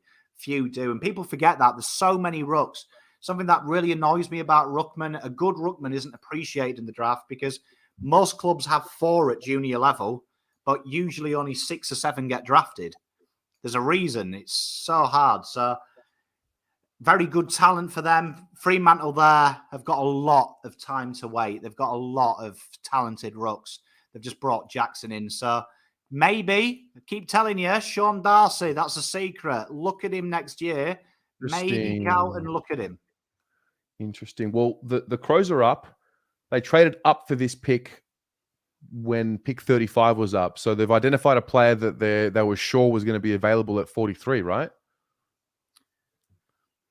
You'd hope. I mean, if this is Isaac, I mean, the logic here is Isaac Keeler now, that they've gone early. They've looked at people that want ruck forwards and they've gone, you know what, maybe we need to get ahead. And it would make sense. It would make sense. I'd imagine they might have bricked themselves if they'd known what we know, that Max Noble went. But obviously they want a pure ruck because they've got Luke Jackson. So maybe Isaac Keeler here. We'll see. TMI, surely Carlton can reach out to Pom to join the recruitment team. They definitely watch your videos. It'll be a sad day when you get poached, mate, but it'll be a very happy day. It'd be sad though. I mean, I can't have this banter with you guys. I say what I could, couldn't I? There, sat there now saying, shall we ring the door and put in ridiculous offers? Having a poll running. What should Pom offer for pick 20? Billy Dowling. So this kid here, a little bit famous, this kid, because evidently he was shown a video where I said his disposal was shit, but I didn't actually say it was shit. I just said it was a little bit unclean. But Billy Dowling, very, very strong inside midfielder. Adelaide sticking to their Adelaide Tings, where they take South Australians. But he's a very solid boy, real high scope, loves the contest, very raw in the attacking side of the game, but he does like to do it. And Adelaide, they've got loads of midfielders. He's going to be working with Sloan, who's probably the best type player like him. So probably a good win for the old Crows. And I'm sick of seeing St Kilda's name. I tell you, if Zoe's team take Isaac Keeler, I'm having words with her. She is stealing my draft board and giving it to her team. They've got no reason to take Keeler, though. They've got a lot of ruck forwards. They've got plenty. Yeah, they're plenty. But if they take Tom Scully, that's it. You might see a divorce live. Dan, can you please tell us how many spots do we have left on our list? So we had 38, which is what? 6 spots. We've taken 1, 2, 3 players. That's 3 spots. Ed Kerno 1. That's 2 spots. Yeah, so we've got 2 spots left on the list. Love it. We're about to draft one, and then we've got one left afterwards. Look at that draft pick from them, man. Philippou, Van Essen, Otten. Never liked St Kilda. No. This better not be Tom Scully, I tell you. I like this, David. I love how Fox Footy say pick 43 plays like Bontempelli. You see, it's why I don't do comparisons, because I can see what they make. No! Oh. Sick of my wife, I tell you. All right. Sick of my wife. Like, how does she do it? Like, swear she's doing it. Isaac Keeler. So I've talked about this guy for a long time. He's very talented. Definitely a ruck forward. They're saying a forward, but he has worked really hard on his ruck craft, and it's really evident. Very dynamic. Enjoys. Works so hard at linking the midfield to the forward, which is something that I think is an understated part of the game today. How hard you work as a forward and how hard you work to be that conduit. Loves the goal kicking side of things. Real classy type key forward as well. And the guy is an absolute beast if you watch him play. He's an incredible young footballer. So real good get for St Kilda. St Kilda are almost Audi Pom in Oz, we should call them, because the guys Pom likes, they're taking. Like, honestly, I'm going to be speaking to my wife and being like, have you been passing on intel? Because this is unbelievable. Saints TV should be like this. Tell you what, watch Blue Abroad, because not only does he do Carlton's one, he'll do ours as well. Yeah, we might expand. We might do Blue Abroad and just cover the whole league. Fuck it. My wife gets really excited when she sees St Kilda Fan TV comment on my videos. It's one of her favourite things because she watches them. Yeah. Like Jesus. Tell you what, you should just get me on there. Tell you what, shout out to Saints TV. Shout out to Jake. Next year, Jake and you should just throw questions at me. We'll do it in the same video. So we've got one more pick before us, right? Yeah. Hawthorn going right now. 3 minutes left. And then us. I'm sick of Hawthorn. I'm sick of St Kilda being before us as well. Yeah. Wait, so set the scene. Pick 46 coming up. Who are the 2 or 3 names that you think we could pick up? We mentioned Scully. I'd really like Tom Scully to come in. I'd really like him. I think he's an incredible talent. I think it's something that we haven't got. Outside of that now, it's like speculative picks. Seth Campbell would be nice. The Tasmanian forward, if Carlton are looking at that. Right now here, I'm going to be honest, apart from Keeler and apart from some obvious names that probably don't suit Carlton's system, you are now looking at pure scope for talent, like these guys here. So it's going to be interesting what Hawthorn are their team to watch, because Hawthorn are what I'm really impressed Carlton have been like this year. Carlton have really picked players that you can tell Austin likes. And we haven't been swayed. How quickly he did come in as they've bid on Alwyn Davey. I love the piss take from Hawthorn. If Hawthorn want to impress me, they pass on this pick next. So they match it and then they just go, nah, sorry. So the Bombers have X amount of time to match this bid. They do, yeah. They have a wee while, and that's given me time to bring one of my favourites on the screen for us. Fantastic. So Alwyn Davey, father, son. Alwyn Davey, senior's boy. Plays a little bit high half forward, can play in the midfield. This kid can play footy. They've got another one as well for you guys to look out for. Anthony Mungara. But this kid's very good. But this is interesting. Just waiting to see what the Bombers will do. They don't look like they're moving. Well, there was a famous time a while ago that Essendon do have a famous case of doing this bid match and it backfiring, because they famously bid on a player called, and I don't know if you remember him, but Irvin Mosquito of Hawthorn Academy, and Hawthorn didn't match.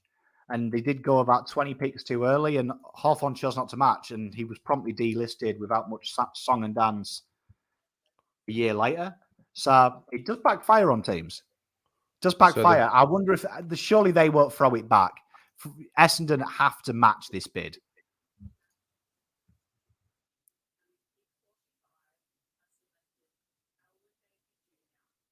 Oh, he looks so nervous. His brother's also in the draft as well. He's a twin brother. My memory of Alwyn Davey is the 2011 elimination final, Carlton, Essendon, Mark Murphy running him down. It's a great piece of footage in my mind right now. Yeah, well, I mean, Alwyn Davey ends up at Essendon. It's nice that he's got there. There was a horrible nervous wait, but his twin brother is in this draft as well. I do believe that they will be the first twins to be drafted simultaneously, should it happen. Same club, but very, very talented footballer. Father sons genuinely, if they're around that 20, if best talent in the AFL, genuinely slide. Interesting little Pom fact there.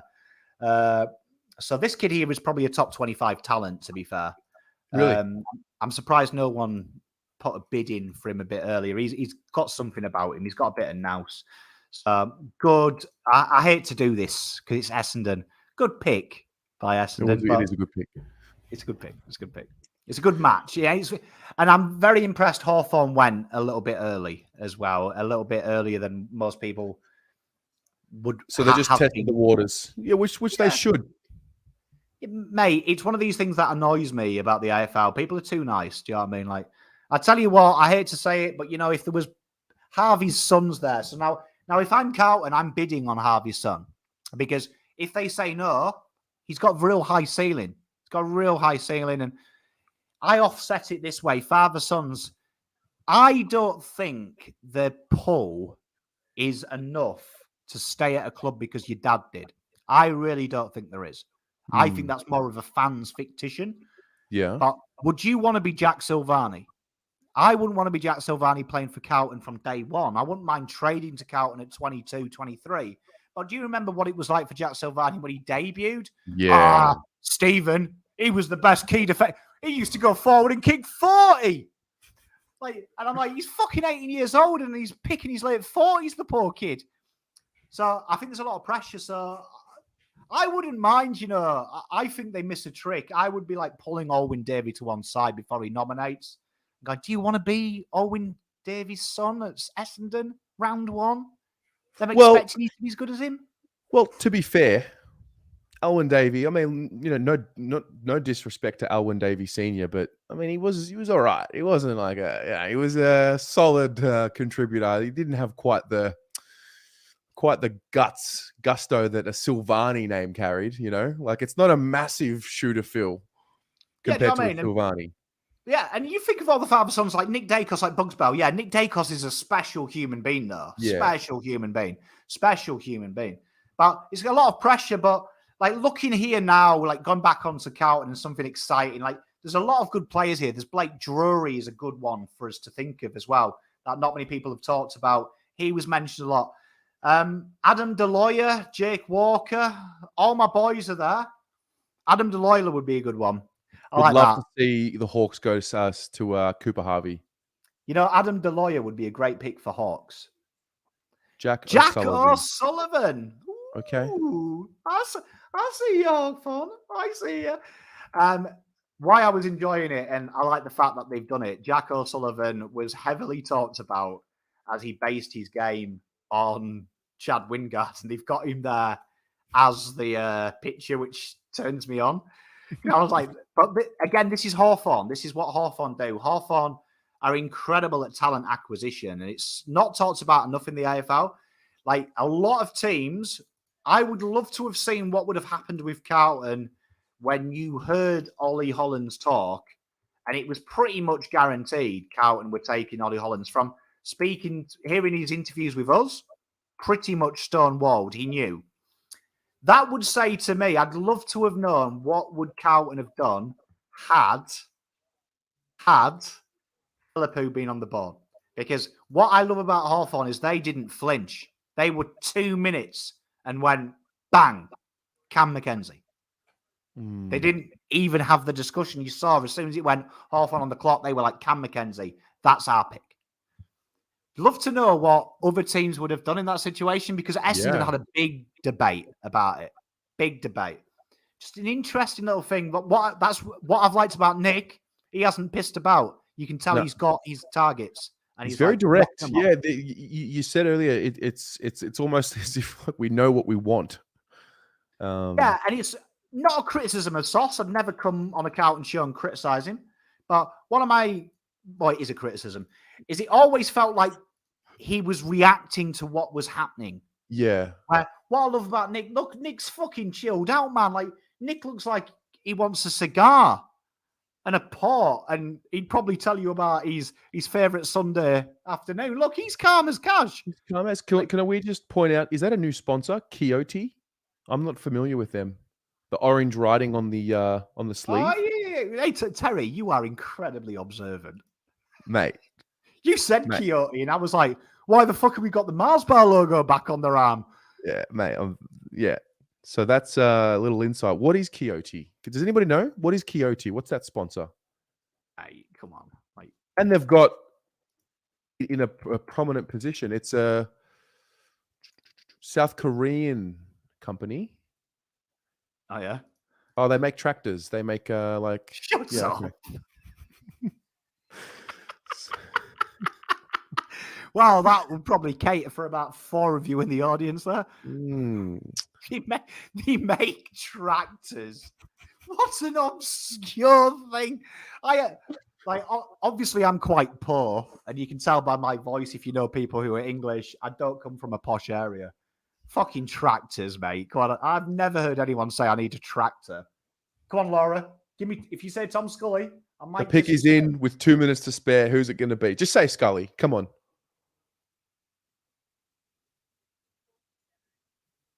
Harry Lemmy. Harry Lemmy. Hey, this is maybe a surprise, maybe not a surprise, but this is it's Tom Scully's mate, ironically, but a key forward, so a strong key forward.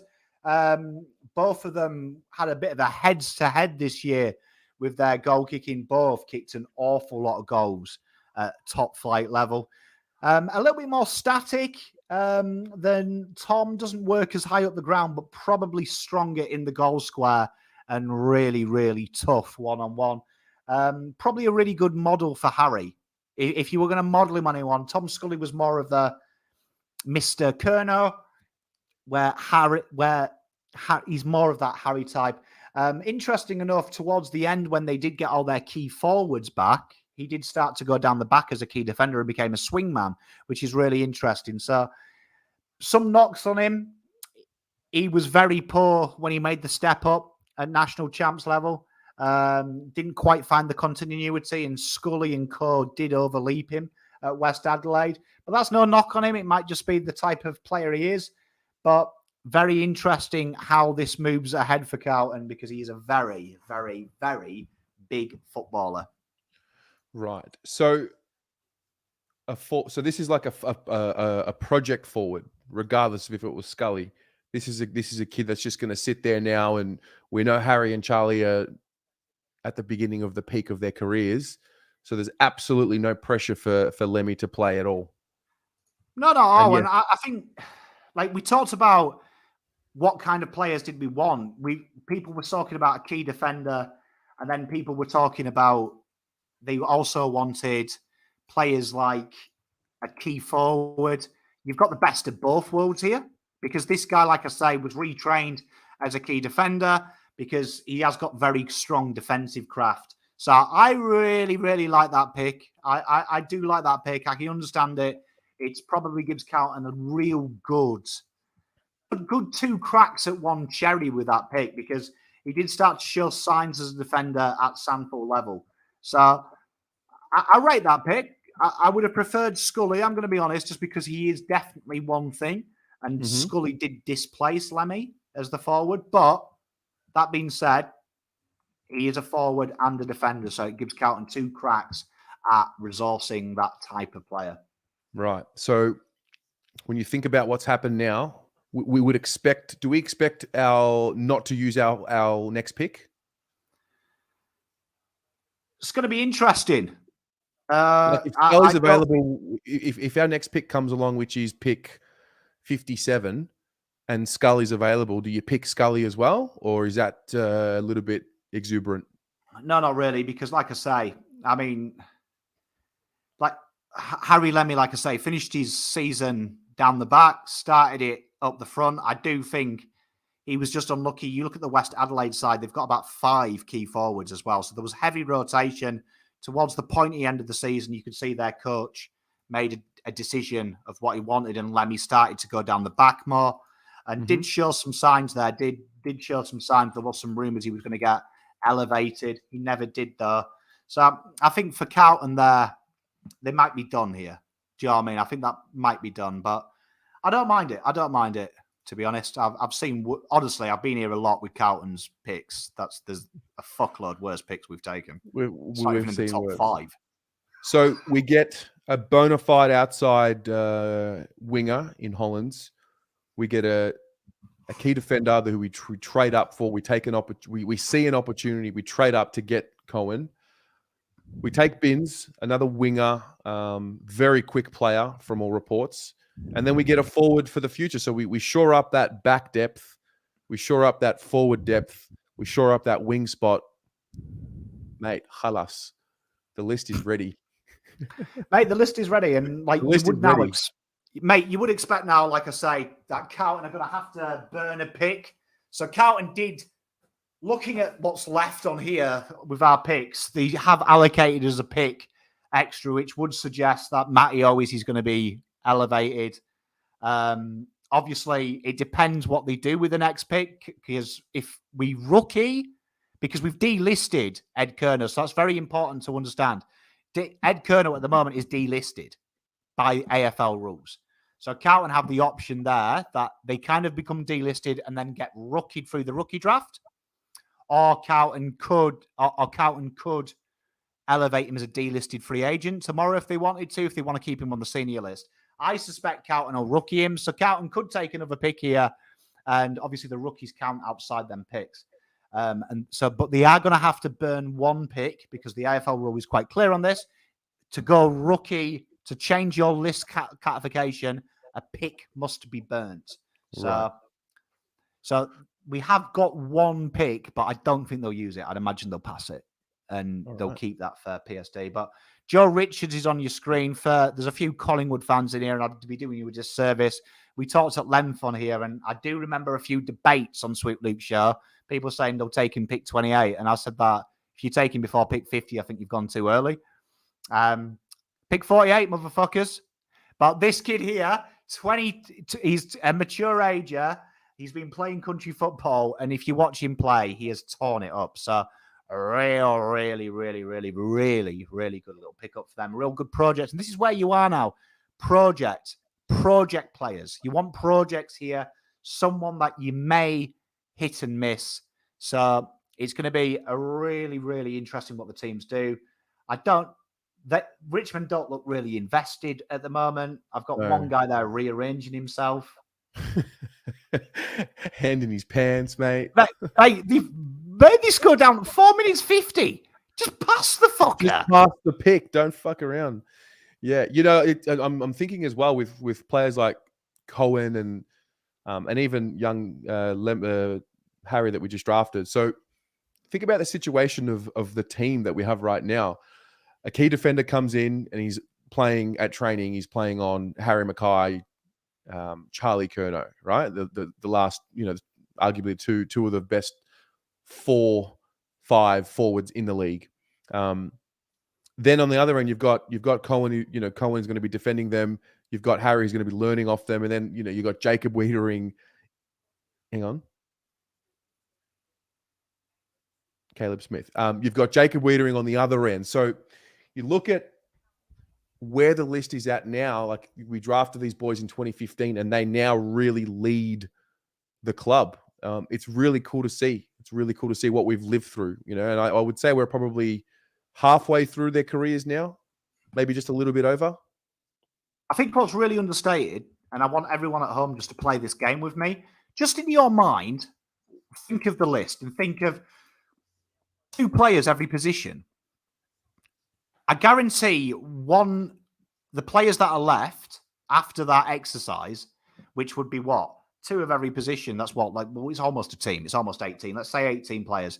You have got probably people outside there that 5 extras you could float and be that second of each position. But then them thirds you could quite easily throw in the bin tomorrow. And if they weren't at the club, you'd be like, oh, it's no real big loss. So players like, let's talk about Dow. I mean this in the nicest possible way. I'm trying to be respectful. I'm just using an example.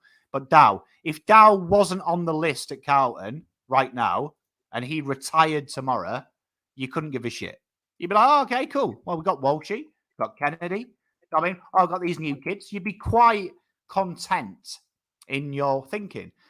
Carlton are in a situation that this time next year, any Tosh that's on the list, so now Lachlan Cohen's there, he could potentially play as a shorter third. So if Marchbank and McGovern don't cut the mustard, as unrestricted agents, Carlton could look and go, you know what, let's trade one off, right? You got a young Harry Lemmy there, right? Sam Durden, get rid of him. Okay, he's going to be our backup key defender. See you later, Durden. We've got another young player, less money in the cap, on our cap space. Carlton now is starting to build a position of a conveyor belt. Now, if you remember back in the day, we used to talk about Richmond's conveyor belt, how they could always acquire these players. And look at them this season. They've acquired 2 of the best midfielders in the comp. That is where Carlton could be in 4 years' time with these drafts. And these players here, and I hate to say it, I don't want to throw names out, but a good time to sell, look at what Geelong do, sell players when they're at the highest price. Look at what most teams do, sell when there's value there. So what you could see in 3 years' time is Carlton maybe look at selling one of their 28, 29-year-olds, whoever that may be, and go, well, you know what? We've got Cohen in reserve. So someone's offered us a first for Adam Sard. Thank you very much for the 5 years, Sardi. Cohen's taken your job. Bang. Carlton are back in the draft. So we're really now in a wonderful position, I think, of sustainability, is which we haven't had for a long time at this football club. I don't feel this reliance on Dow, Cunningham, Jack Martin, Marchbank to an extent. Like, I don't feel this overwhelming sense of reliance on any of these players anymore, these potential players that we've been talking about for so long. Mate, Spawn, like, now we are in a wonderful situation that if we don't see these 3 boys next year, who cares? Yeah. I mean, when I look at, there's a young underbelly of players that are coming through in, the Jack Carroll, Brody Kemp, Durden, Motlop, in that realm. They're the ones that I'm pretty confident that 1 or 2 of them is going to show us something special next year and rise. I'm just thinking off the top of my head, like a guy like Sam Philp, Josh Honey, like, it's kind of like, you need to show us something because, like, you're very replaceable now, or a lot more replaceable than what you maybe were 2-3 years ago. Mate, there's a real competition for places, particularly there with the midfielders we've taken. O'Brien's looking over his shoulder, right? Yeah. Remember, he's still on the rookie list. Cottrell has to keep backing up the wonderful work he's shown. Yeah. We've really got a situation now where years ago, he wouldn't have gone with 2 wing-type players. And everyone would have said this, I've got an idea. Camporelli twins, 2 years' time. Just wait, right? Now we don't have to wait. Yeah. Now the pressure's on now. You have got to back your shit up, Mr. Cottrell. We've had 2 wonderful years of development. Can you do it a third? Because we've got 2 guys here hungry wanting your job. O'Brien, how many chances does O'Brien need to win over the Carlton fans? Not as, I like O'Brien, some of you don't. I think he's more than average. I'm open, though, to these guys taking his job. But now it's a pressure on O'Brien. Prove you're a pick 10 because we've got a pick 10 here. Yeah. Right? You're not better than him. Off you go. See you later. Someone wants to take a chance on him. It's on them. And a lot of people were talking about it. Dow was explored. His transfer options were explored. No one wanted him. Do you think a lot of people are going to want O'Brien this time next year? So if O'Brien is watching this draft, he's on the track tomorrow, 6 a.m. He's like, you know what? I'm not having these whippersnippers take my job. Yeah, that's the beauty of the situation. Like, Lockie had a good year. Let's be honest. I think Lockie O'Brien had the best year of his career this season that just passed. But it was a step in the right direction of many more steps that he needs to take. I think Cottrell's in the same boat. I think Cottrell had the best year of his career, but there is still more that they both need to do. Hey, I always back, and I think the chat will agree, always stick up for O'Brien on this channel. You know what I mean? I've got his shirt just sat in the corner there to me. I've always love a bit of Lockie. It. But you've got to remember, when people are saying it was his best year last year, Carlton also attacked the wing 88% of the time, which is 22% higher than any other coach since Lockie O'Brien's drafted. So I would fucking hope his numbers are better. Do you know what I mean? Like, I tell you what, do you know what I mean? If you put me in a nightclub with, do you know what I mean, just hot 21-year-old women, I'd hope my standard of pulling would be a 21-year-old woman. I'd be very worried if I came home with the 40-year-old. You know what I mean? Because it's what your catchment is. You know what I mean? So obviously he's got more opportunity. Now is a real test because Ollie Hollands is a proper footballer. Blake Acres is a proper footballer. You have got real good competition because Jackson Binns eats meters gained, and that's Lockie O'Brien's big thing. Meters gained, meters gained, meters gained. He can't dine out on his fitness anymore, because I'll tell you what, Binns is fitter. Ollie Hollands is fitter and got a bigger engine than Lockie O'Brien has. Now, show me. Now, show me. You can't dine out on, I can play the wing. Now you've got comp. And good teams have comp. And we're going to be in a situation where Dan Butler fucks off from Carlton. Like Dan Butler did with Richmond. And everyone was like, oh my God, he's really good. Richmond didn't care. They won the flag that year. Yeah. So, you know what's going to be great? Lockie O'Brien gets traded for pick 20 next year because he's part of Carlton's top 5 side. We're going to be like this. Oh, some mugs just played pick 11 for fucking O'Brien. We got fucking Hollands in the fucking tank. Wait till they see him. And that's what Richmond did. Richmond just dragged another kid out. And we're like, look how good he is. He's pretty good, isn't he? It's true. It's true. We just need the flag, though. It's Maybe coming. The flag Surely. is coming. Surely. I was having a conversation around this. I think it's safe to say I don't think we've committed to something more deeply than the journey to Carlton's next premiership. Like the eggs are in one basket. Carlton's next premiership. And I'm like, what do we do when we actually win the flag? Like what actually happens in my life? Like, what are my priorities after this? Because like there's a lot that I want to do, but seeing a Carlton premiership is like at the top, right at the top of the list. Which is crazy because it's not in my control. But it's like, what are we going to do when we win the flag? Like, what happens? Do we still have the motivation to keep doing this stuff? Like, I don't know. Oh, mate, we double our efforts. We go again. I mean, my mantra this year has been, I took a leaf out of Mr. Voss inspired my content this year.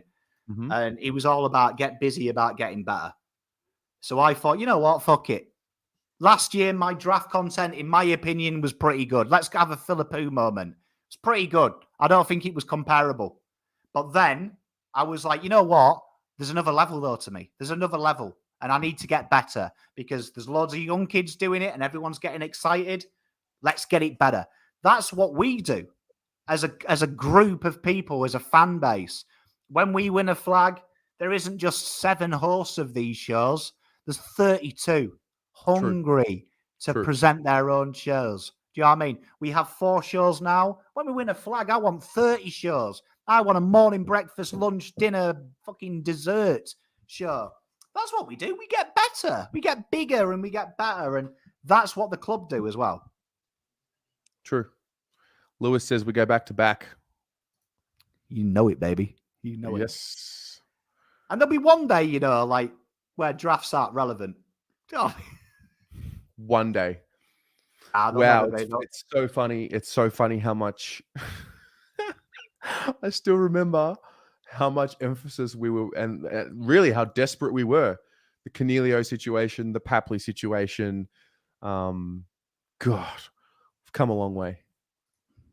Yeah, and you know what? I'm going to say something that's really sad. You know what excites me most about about winning a flag, is the guys and girls in chat, man. Yeah, that's what's exciting me. I'm excited. Watch along. You know, I had a dream the other night. My wife actually said to me, right, Carlton make a grand final. Are you doing the watch along? Or are you going to go? I was like, I'd go. And then Zoe was like, what happens if you got a corporate box? I was like, I'd still do the watch along. Like, I was like, I want to be the first Carlton human being to be able to say, you can watch me live the grand final from hour before the game when we're watching Robbie Williams sing to being absolutely pissed out of my head singing We Are the Navy Blues for the 48th time.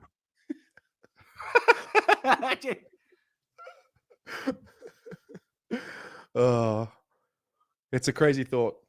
Let's play finals first. Let's just get into the 8 and play finals first. Because can you imagine the finals watch along? Like, oh god, round 9 away to Gold Coast. I'm a little bit excited. Imagine grand final.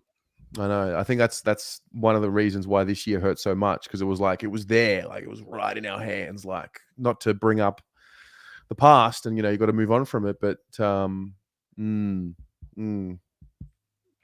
Mate, I'm over it now. You know what's my solace? Is Pies didn't win it. Like, and I'm a firm believer of this. I'll say it about Carlton as well. It's even if we don't win, if you don't win the flag, no matter where you are in the flag, wherever you are close to the flags, you're still a chump. So, like, it doesn't count. Like, okay, we got knocked out by Collingwood, fair play. But my mind works like this. They didn't win it either. Neither did we. There's 17 losers every year. Yeah, do you know what I mean? Like, so screw it. I'm here about the big one. I'll enjoy the experience and I'll cry when we get knocked out of a prelim or something. But for me, it's all about that day where we're in the final, us versus another team. Watch along with, I mean, what's the record of watch alongs? Something like 500, 600, 700? Like, I'm hoping we have 10K that day. Absolutely. You'll hit a K. Oh, speaking of, I mentioned this last night, and I'm kind of starting to latch onto the idea of getting it and making it happen. There is currently 8,557 subscribers on this channel. And I can tell you now, 43% of people that watch this channel are not subscribed. What's a bloke got to do to get a subscription? Come on. You know why that is? It's because all the other fucking teams fucking watch us. Yeah, like if you're not a Carlton supporter and you're watching and we've provided an ounce of value, just hit the subscribe button and hide notifications. Help us get to 10K. And if you are a Carlton supporter watching and you're not subscribed, come on, like it's time. It's time. If you are an opposition fan, come on, we give you more intel than your own channels. We're providing the full service here. like look at this. I'm sat here 9 o'clock, right, on a bloody Tuesday, putting Phoenix Foster to fucking Geelong on a little on a sheet for you to look at. Come on.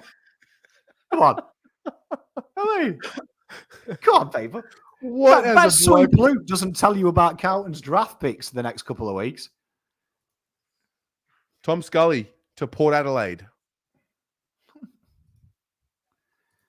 It has to be Port as well, doesn't it? Had to be Port. There he is, Tom Scully, my boy. You know what? I'm so proud of him. I'm glad he gets to stay at home. Part of me is because his eyes lit up when he talks about his ma and his dad. But Tom Scully, one of my boys. I love Tom.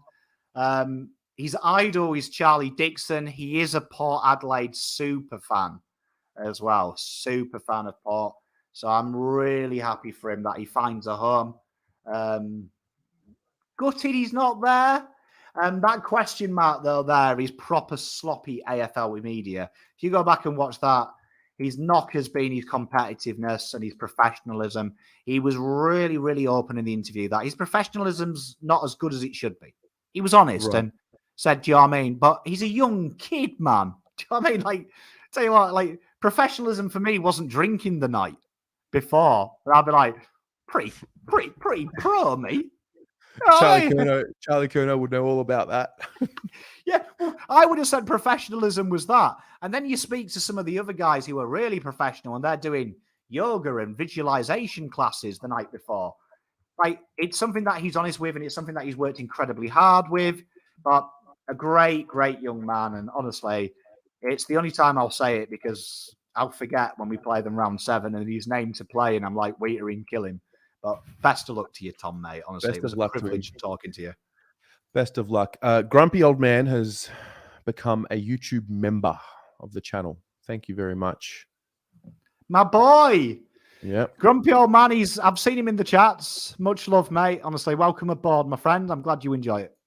Yes. Also, Grumpy Old Man, I think I've seen Grumpy Old Man on Twitter. Or maybe that just happens to be another. Yeah, like do we know who? Well, I don't know who his real name is, but I do know that he's good value. Yes. It's funny. I've met a few people over the journey who are like, oh, I'm so-and-so. And they'll tell me their alias. And it's like, as if it's like, I would never have guessed. But it's There's amazing been when some you meet. quality aliases when you actually meet the real ones. Absolutely. Yeah, absolutely. There's one on my channel, and they have a really obscene name, and they actually caught me in Coles. And when I was chatting to them, I've been calling them mate, and they were actually like a 5'8", real skinny, really quiet girl. And she said her username, and my exact words to her were "F off." Yeah. And she like logged in, and she was like, "See, look," and I'm like, I always thought you were a 30-year-old guy, the way you give me banter and stuff. Blanked my head. I was like, absolutely cabbaged my mind. So we've got a pick now with the Bombers, then Richmond, then North, and then we have a pick. Now, whether we use it or not is the question. But at what point do we think this is going to end? I reckon Like, it'll as end in- very soon. But Jaden Davies joined his brother. How lovely is that? The first twins to be drafted to the same team in AFL history in the same draft. Wow. That's a little bit of history there we've witnessed. It's a shame it's with them melts. But yeah, beautiful story. Look at that. Mum's happy, and I like that. That's me getting soft. You've seen a development in me because my kids have started getting to that age where they talk about feelings. So dad's starting to come out. That's beautiful. I like that. Love that. We're gonna wait for our next pick. Well, actually, you know what? Let's do this. Oh no, Jono's not there. Jono was there. We've got Jono Baruch back. I'm gonna change the background and get three of us in the screen shortly if he does come back. Was that Jono? That was Jono. So Jono is there at the draft. I thought it was Blues Footy, the YouTube channel. Yeah, I saw the name there. I'm like, hang on. I was excited. I was like, oh, the boys are coming in. Yeah. Well, hang on. He's back. Just say hello. Let's just let me do a little something here. Let me just change this for a moment. I'm whittling away doing these. All right. Like Jono Baruch. Evening, lads. How are we?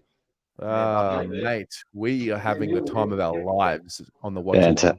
Fantastic. I heard you guys chatting about our next pick at 57, but I don't think we'll be taking that tonight. Nick Austin has just spoken to the press reviewing our selections, and that pick 57 will be used tomorrow to take Ed Curnow in the rookie draft. How about the exclusive? How about it? Yeah, right here on Blue Abroad. I appreciate that. We were talking about it earlier. We the list and the understanding that Ed Curnow in this current moment is delisted, and so therefore we'll need that pick to get him, and then we're going to need to use a pick as well to elevate Owies. Is that right? I believe so. He's done his time as a Cat B rookie and he's earned himself a senior list spot, which is full credit to him from where he has come from. Pommy, you'll know the depths of where he's come from a bit more in depth than the rest of us, but having seen him play, he thoroughly deserves a list spot. And hey, he gets his chance and Ed gets back, and from my point of view, it looks like we've really future-proofed our list. But Jono, let's get more excited that we now officially own the best mullet in AFL in Lachlan Cohen, the big booming Tasmanian beast down the back. Were you surprised that Carlton traded up for that? I wasn't surprised because the line from Nick Austin and the Blues have always said that they've always been hunting an extra pick inside 30. They wanted to take 4 picks in this national draft. They always wanted to get back in. Where it came or how early in the night was always going to be a matter of question. But once the trade came, I wasn't that surprised that it did came. I was a little bit surprised that Cohen was still there to be taken. I thought they were maybe going to go Ollie Houghton or Jackson Binns at that pick because they really did target the outside run and the need for speed. But the fact that they could get Lachie Cohen in the door, and as I said, future-proof that half back, has even played some spurts in the midfield this year for the Devils, Pommy, as you probably would have seen. So that is really exciting. Got a laser-like kick, likes taking on the game. I'm really, really excited and wasn't surprised that they traded in, but really happy that they did. Would you say the new Wolf? Because he's got the booming kick, hasn't he? I think we need to let it sit with Adam Saad for a little bit, although Saadi has said that he doesn't really like dogs and doesn't like it. So I don't know. He does look a little bit more like Ange with the flying mullet, Lucky. So let's see how it goes. What else have you taken from the draft, Jono? What else have you taken from the experience?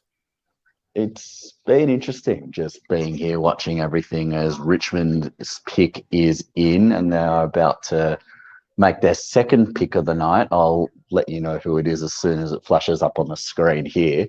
It's been interesting. Lots of WA talent going really early. They had about 5 last night and they've had another handful or so tonight. Steely Green, that's a name that Richmond have selected at pick number 55. Plays a bit like James Warple, they think, but that's a fantastic name. WA's had a really, really good draft across the board. The standard Victoria-based NAB League clubs, Sandy Dragons has been really, really busy with lots of graduates. Oakley Chargers as well has been really, really, really positive draft for them. It's been really good. Lots of clubs would always say that they walk away happy. Carlton's done really, really well, I believe. Essendon have done sensationally well as to be able to get the Davies in the 40s and to be able to have a couple of picks before that. And they're going to pick up a NGA player who's supposedly highly rated as well without having to give much for him. So they've had a really, really good draft. And it's been interesting just watching the experience, listening to all these recruiters come out and list managers and talk about how they really wanted to talk. Interesting, Adrian Caruso spoke to the press before, and everyone would have seen his facial reaction last night when the Ralston bid came in. He wasn't surprised. He was worded up, but it's kind of like one of those things where you describe where you've got to make a really big decision in not a lot of time. So that's probably what made that facial reaction happen. Interesting. It's been cool to see. Like last night, dragged on a little bit, but tonight seemed to be pretty smooth.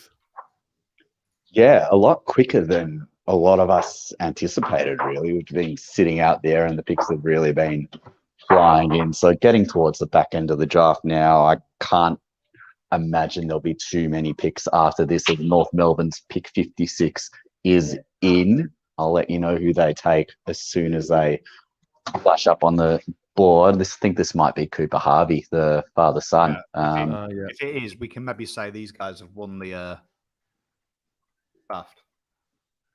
And it is Cooper Harvey indeed at 56. Wow. What a player. Yeah.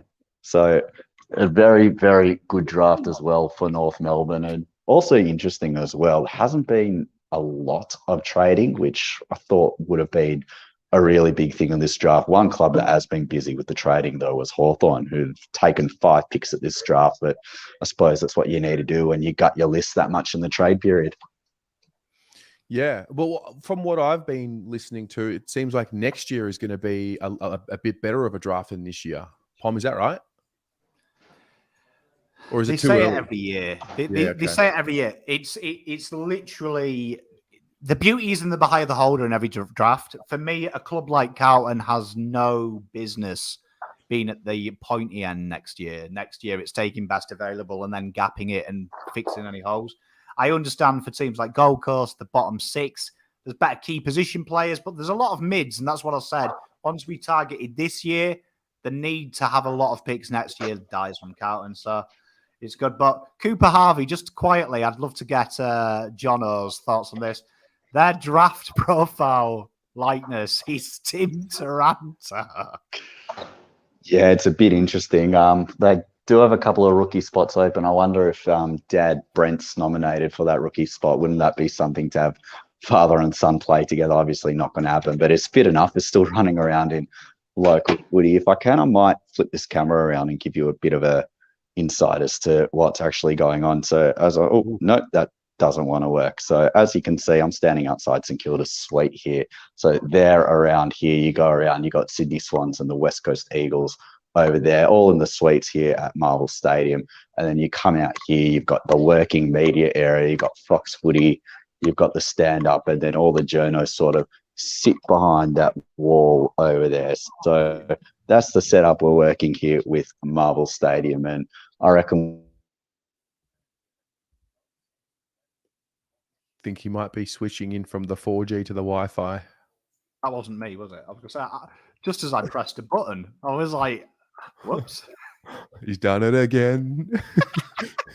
I Jono, was enjoying that. I was learning something while I was I working. was too. I was really enjoying the tour. I kind of, you there? Yeah, I'm here. Did we lose you? We lost you for like 11 seconds, but I was really no. enjoying the tour. You missed my tour. What'd you miss Yeah. out on? Where do I need to go? You were in the hallway and then you just froze. I was in the hallway. So we've got our suites. Yep. We've got our TV and media area. There's David Zeta from Fox Footy. He'll be doing live crosses. This is where the media come in, and all the rest of the media sort of sitting there behind that wall and the curtain. Here's David. Say hello. This is welcome to Blue Abroad. What's that do?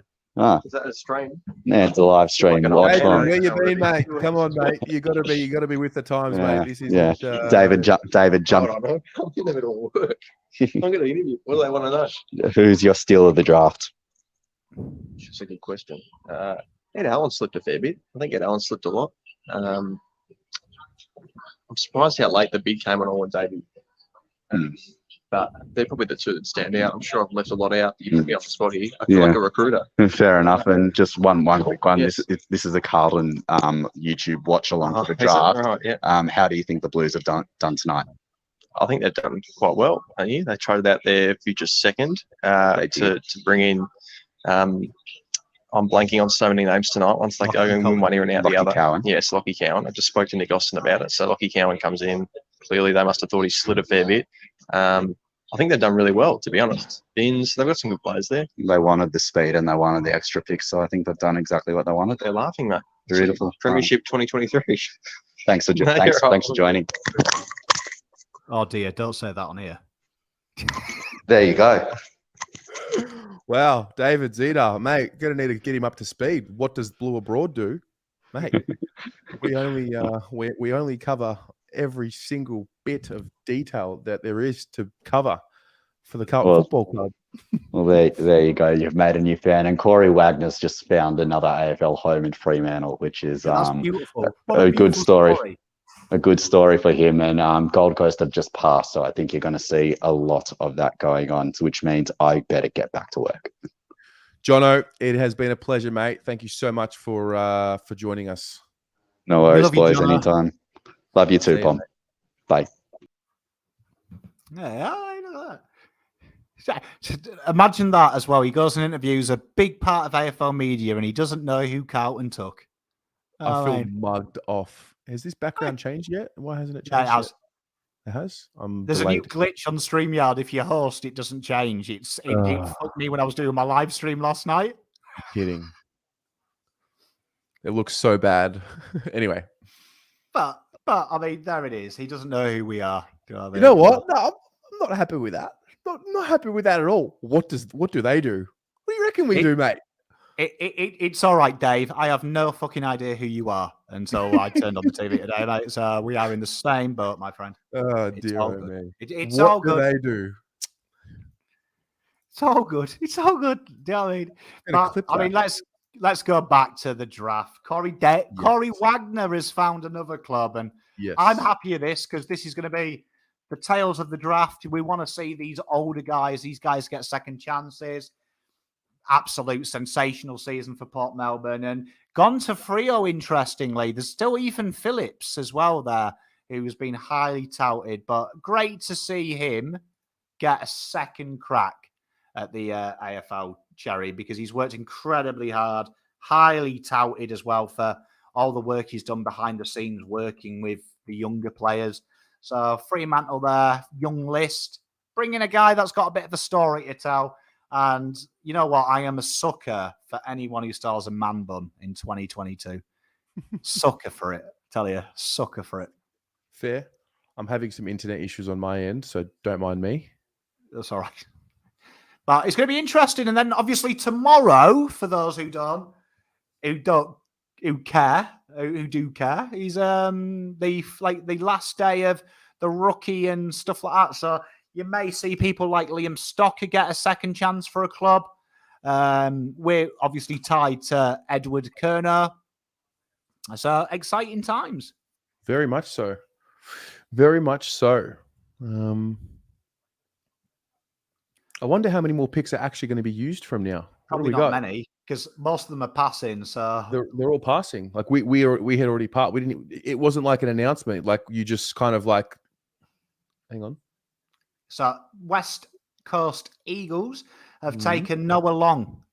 So this is huge. This is why is that? This guy is another guy. Him and Blake Drury were talked about an awful lot by the Victorians that I spoke to as two guys that weren't talked about enough in their opinion. So Jackson Binns is one that we got, and it's interesting. Ollie Hollands was like quite adamant this guy was a top 20 pick. It was like how Binns is not in the top 20, and I agree with that. Noah Long though and Blake Drury are two guys that have been real incredible workhorses and really fit the modern day football. And Noah Long, he gets a job at the Eagles, and I think that's a perfect place for Noah. He's got to move, but great little pickup for them. I'm excited for him. Love it. Love it. Sad now. It's like, this is the point, where your uncle's had too much to drink at the Christmas The lights party. start coming on at the club. There, the last song's playing. People are chanting one more song. This is it. You are now at the stage. Do you get the Uber home, or do you just grab someone and go back to their place? You're in that horrible equilibrium of bad decision making. It's the humbling of the night coming to an end, unfortunately. It's where all the bad decisions are made. Do you know what I mean? Which when you're a married man like me, you don't have to worry about. Do you know what I mean? It's correct. One failsafe. But correct. When you're looks like Port. Yes. Tell you what, I've got to say, right? I've been doing a little bit of POM research here. Yeah. And Port Adelaide are the only team that we have seen in this draft that their snack bowl is full of fruit. Ah, that's a very good observation. There's a POM fact. Everyone else has got like Cheezels and shit. And Port have got a fruit bowl, bro. Well, I don't know if that means anything, but I mean, it's just an interesting observation that, I'd have a HSP. I'd be there at that. Absolutely. With the cheese and the hummus. They'd be zooming into me and I'm like, Tom Scully. Yeah, Tom. Adrian, do we know what time the rookie draft is? We have a friend in it. I believe it's in the afternoon. Yeah, I believe it's early. It's like 1:30 or something, 3:30. Yeah, let me log in. Mm-hmm. It was in Champs data with the times for tomorrow to watch out for. Where is it? Off season key dates. There we are. Port Adelaide is still picking, mate. You've got to enjoy it, haven't you? Really, Kyle Marshall. It's saying here 1:30. I can't tell you if that's Western. I think I saw it at 3 p.m. somewhere. Yeah, I'm not. Oh, okay. Yeah, it could be. Yeah, I get what you're saying. Thank you very much. It's got to be somewhere else because it's saying that this started at 6, so add an hour and a half. I see. Black Light Fox Art Innovation. Thank you very much. This is an interesting one here. I see this a bit often. Why doesn't Ed Kerner go into coaching? Be honest, is he even in the best 22? Well, I think there's a little bit more to it than 44 players being available to play footy. I think Ed's more of a break glass in case of emergency player. But I think what he provides to the club is still quite valuable in that locker room and for the culture as well. I think a lot of that goes unnoticed. Yeah, I would say as well, there's a lot of research done by other countries that invest a lot more into their game than we do. And there is clear evidence that teams that utilize mature players who are near retirement or retired and keep them in the playing group. This is a really important part. Keep them in the playing group so they aren't senior to them. They are Mhm. equals. There is clear psychological evidence in sport that these guys get through to the players better than coaches do because they see them at a level. Man United, Leeds, Leicester, Liverpool, all these sides are now bringing in older players. And I will say that's one way. But, the second way, I think it helps. And I think this is huge. Carlton, round 22. All right. Need to win. Injury goes to Kennedy. Carroll's only played VFL football. Dowaz, wouldn't you rather have Ed coming in to do that tough job? Yeah, it's true. Not being the sprinkle on top, actually having to come in there, physical role, have to do something. And look at Ed's VFL form this year when he played. He was very good. He only played a few games, handful, but he hadn't missed a beat. So I like it. I like it. It's a rookie deal. It's fuck all on the cap. Correct. He's not actually taking up a senior list spot anymore. Also, just on the Kernos, I've mentioned it last night, but for those that weren't tuned in or didn't hear it, Cottrell took out the 2K time trial. They did a 2K time trial. I'm not sure if it's their official one, but I won't name who, but a friend of the channel was there. Got the information that it was happening, and basically Cottrell smashed it 5:59, 5 minutes 59 seconds, the 2K time trial, followed by Ed Kerno, Charlie Kerno, and I'm pretty sure I was told Zach Williams was in that top 5 or 6, which is a very exciting thing to hear. Now, again, it's a 2K time trial. It means nothing for round 1, but little signs. I was also told that Cottrell's put on significant weight, so I'll be looking out for that tomorrow. You say putting on weight as if it's a bad thing, like no, put on size. I was just say put on size, not weight. I was like, you don't mean like the famous old Pickett. He hasn't come in. He hasn't come in there. He's 128 kgs, but he somehow is the fittest fat guy you've ever seen. Yeah. So for those of you watching, still watching, like, what do you want to see from? If you're not going to training tomorrow, I'll be there. I'm going to have a look. What do you want to look out? What do you want me to look out for? I'll do a training report, and I'll make some comments about what I saw. Like, what do you want to know about training tomorrow? Let me know in the comments, and I'll be sure to cover it all. Pommy, who are you looking at? Early days, but who are you looking out for in preseason? I'm looking at really the guys who are the bottom 5 last year. I'm looking at these guys like Dow, players that are much maligned, and seeing how they react, particularly your Cottrells, your O'Briens, and then positions where there's depth now. I'm looking at that and seeing how do these guys react? Do these guys shrivel and be like, oh God, my season's over? Or do they stand up and say, nah, you've got to take my job? So I'm looking at them, Sam Philp, great one, YTP as well. Yeah, them type of players who I think maybe now are surplus to requirements with what we've brought in or looking over their shoulder. How do they react? Do they fight? Or do they do what we expect them to do and just fold over? So I'm excited about that. And I'm excited about seeing Dow, because this is a guy that Carlton haven't really drafted for his position yet. Hollands is that type of player when he has played inside as a junior. How does he react? Is he going to really put pressure? He's been bullish. He wants to get in. Does he do it? Interesting. Dow. I'm just, it's just hope for me now more than anything, but I'm just not invested in the story as much as what I used to be. I'm already thinking of Jack Carroll being ahead of Dow in my mind personally. I mean, I'd love Paddy Dow to do it, to have the penny drop moment and make it and do it and get tougher and stronger and all of that. I'd honestly, I'd love nothing more than to be sitting here next year and saying, oh my God, Paddy Dow, he did it. But like, now, I think especially after this season, I'm done with like clinging on to this hope of this dream of this Cunningham and Dows, and like, you're either going to do it now or you're not. Like, it's time to get serious. So, I hope Dow shows something, but I'm not holding out great hope for him like I used to. Yeah, do you know what I mean? I'm with you. I You think know? now is that time. What I'm thinking is, how does he react? How does he Yeah. react? Because if I'm Yeah. him now, his death warrant has been signed with this draft. And with Voss Yeah. saying that we need more dynamic midfielders. He's been bullish that he wanted to stay. Carlton have openly shopped him around and had no takers.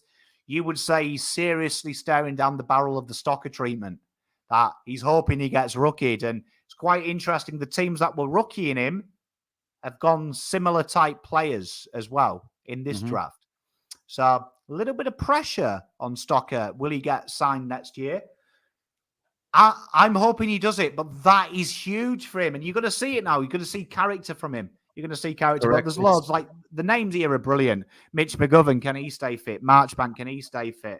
Do you know what I mean? Jack Martin, can that guy string 3 fucking games together, please, just once? Do you know what I mean? Like, that is it now. Now we are at the stage, and you've seen Nick Austin take no passengers. Voss said, I want midfield outside run. Bang. He's got it. And he's got very good best available players. Find these players now. You know what? It's proved. Voss will just say, see you, Marchbank. See you, McGovern. Nick, get me 3 intercept defenders now. It'll be that quick. And next year, there's a lot of them. So, SpaghettiOs for them boys. Yeah. Well, look, it's been a great draft. It's been a great couple of nights. I'm a bit salty at David Zita, if I'm honest. I'm a bit butthurt by that. Still don't know who he is, mate. You keep saying his fucking name. Jono could have just fucking dragged anyone and said, "Oh, he's me mate." I unfollowed him on Twitter, so I've. I love the pettiness of it. No, I've had it. Nah. I look forward to meeting him in real life and one day interviewing him here on the channel and just playing the clip. Like, what do they do? So, yeah, I really look forward to that. Mate, it's all right. Do you know what I mean? He can mug me off. Do you know what I mean? It won't Nothing be the first time. nothing that we haven't had happen to us before, mate. It's not the first time we've been mugged off, and it won't be the last time we've been mugged off. Mate. I mean, what is it? I mean, Gold Coast here, they're very excited. And if they pass this pick, that is the most excited pass I have seen. Oh, wait, no, they're picking someone. Okay. She's done a really good job, Laura. Just shout out to Laura. Yeah, Laura Kane. Shout out. Always a shout out to Laura Kane. Tell you what, Laura, you've nailed it. She's done it with a smile on her face. Oh, she's concluded the draft. Cheers, Laura. See you next year, me lovely.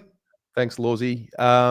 So, ladies and gents, that concludes the 2022 NAB AFL Draft watch along here on the Blue Abroad YouTube channel.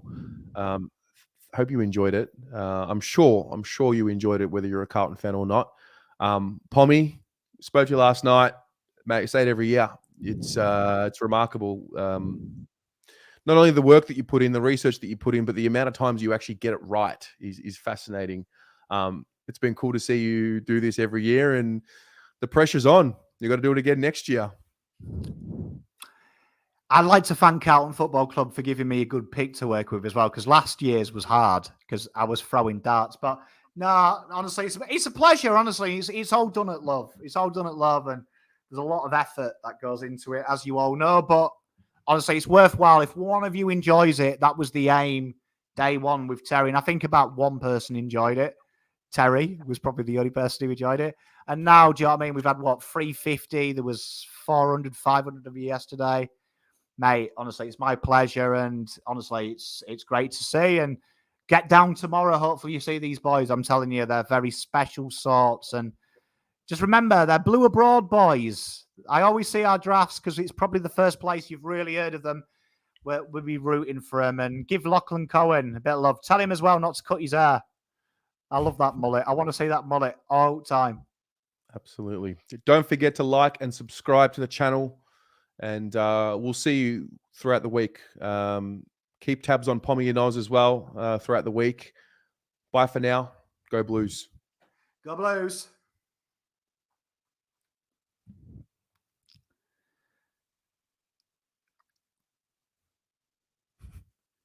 I think it's done. I don't know.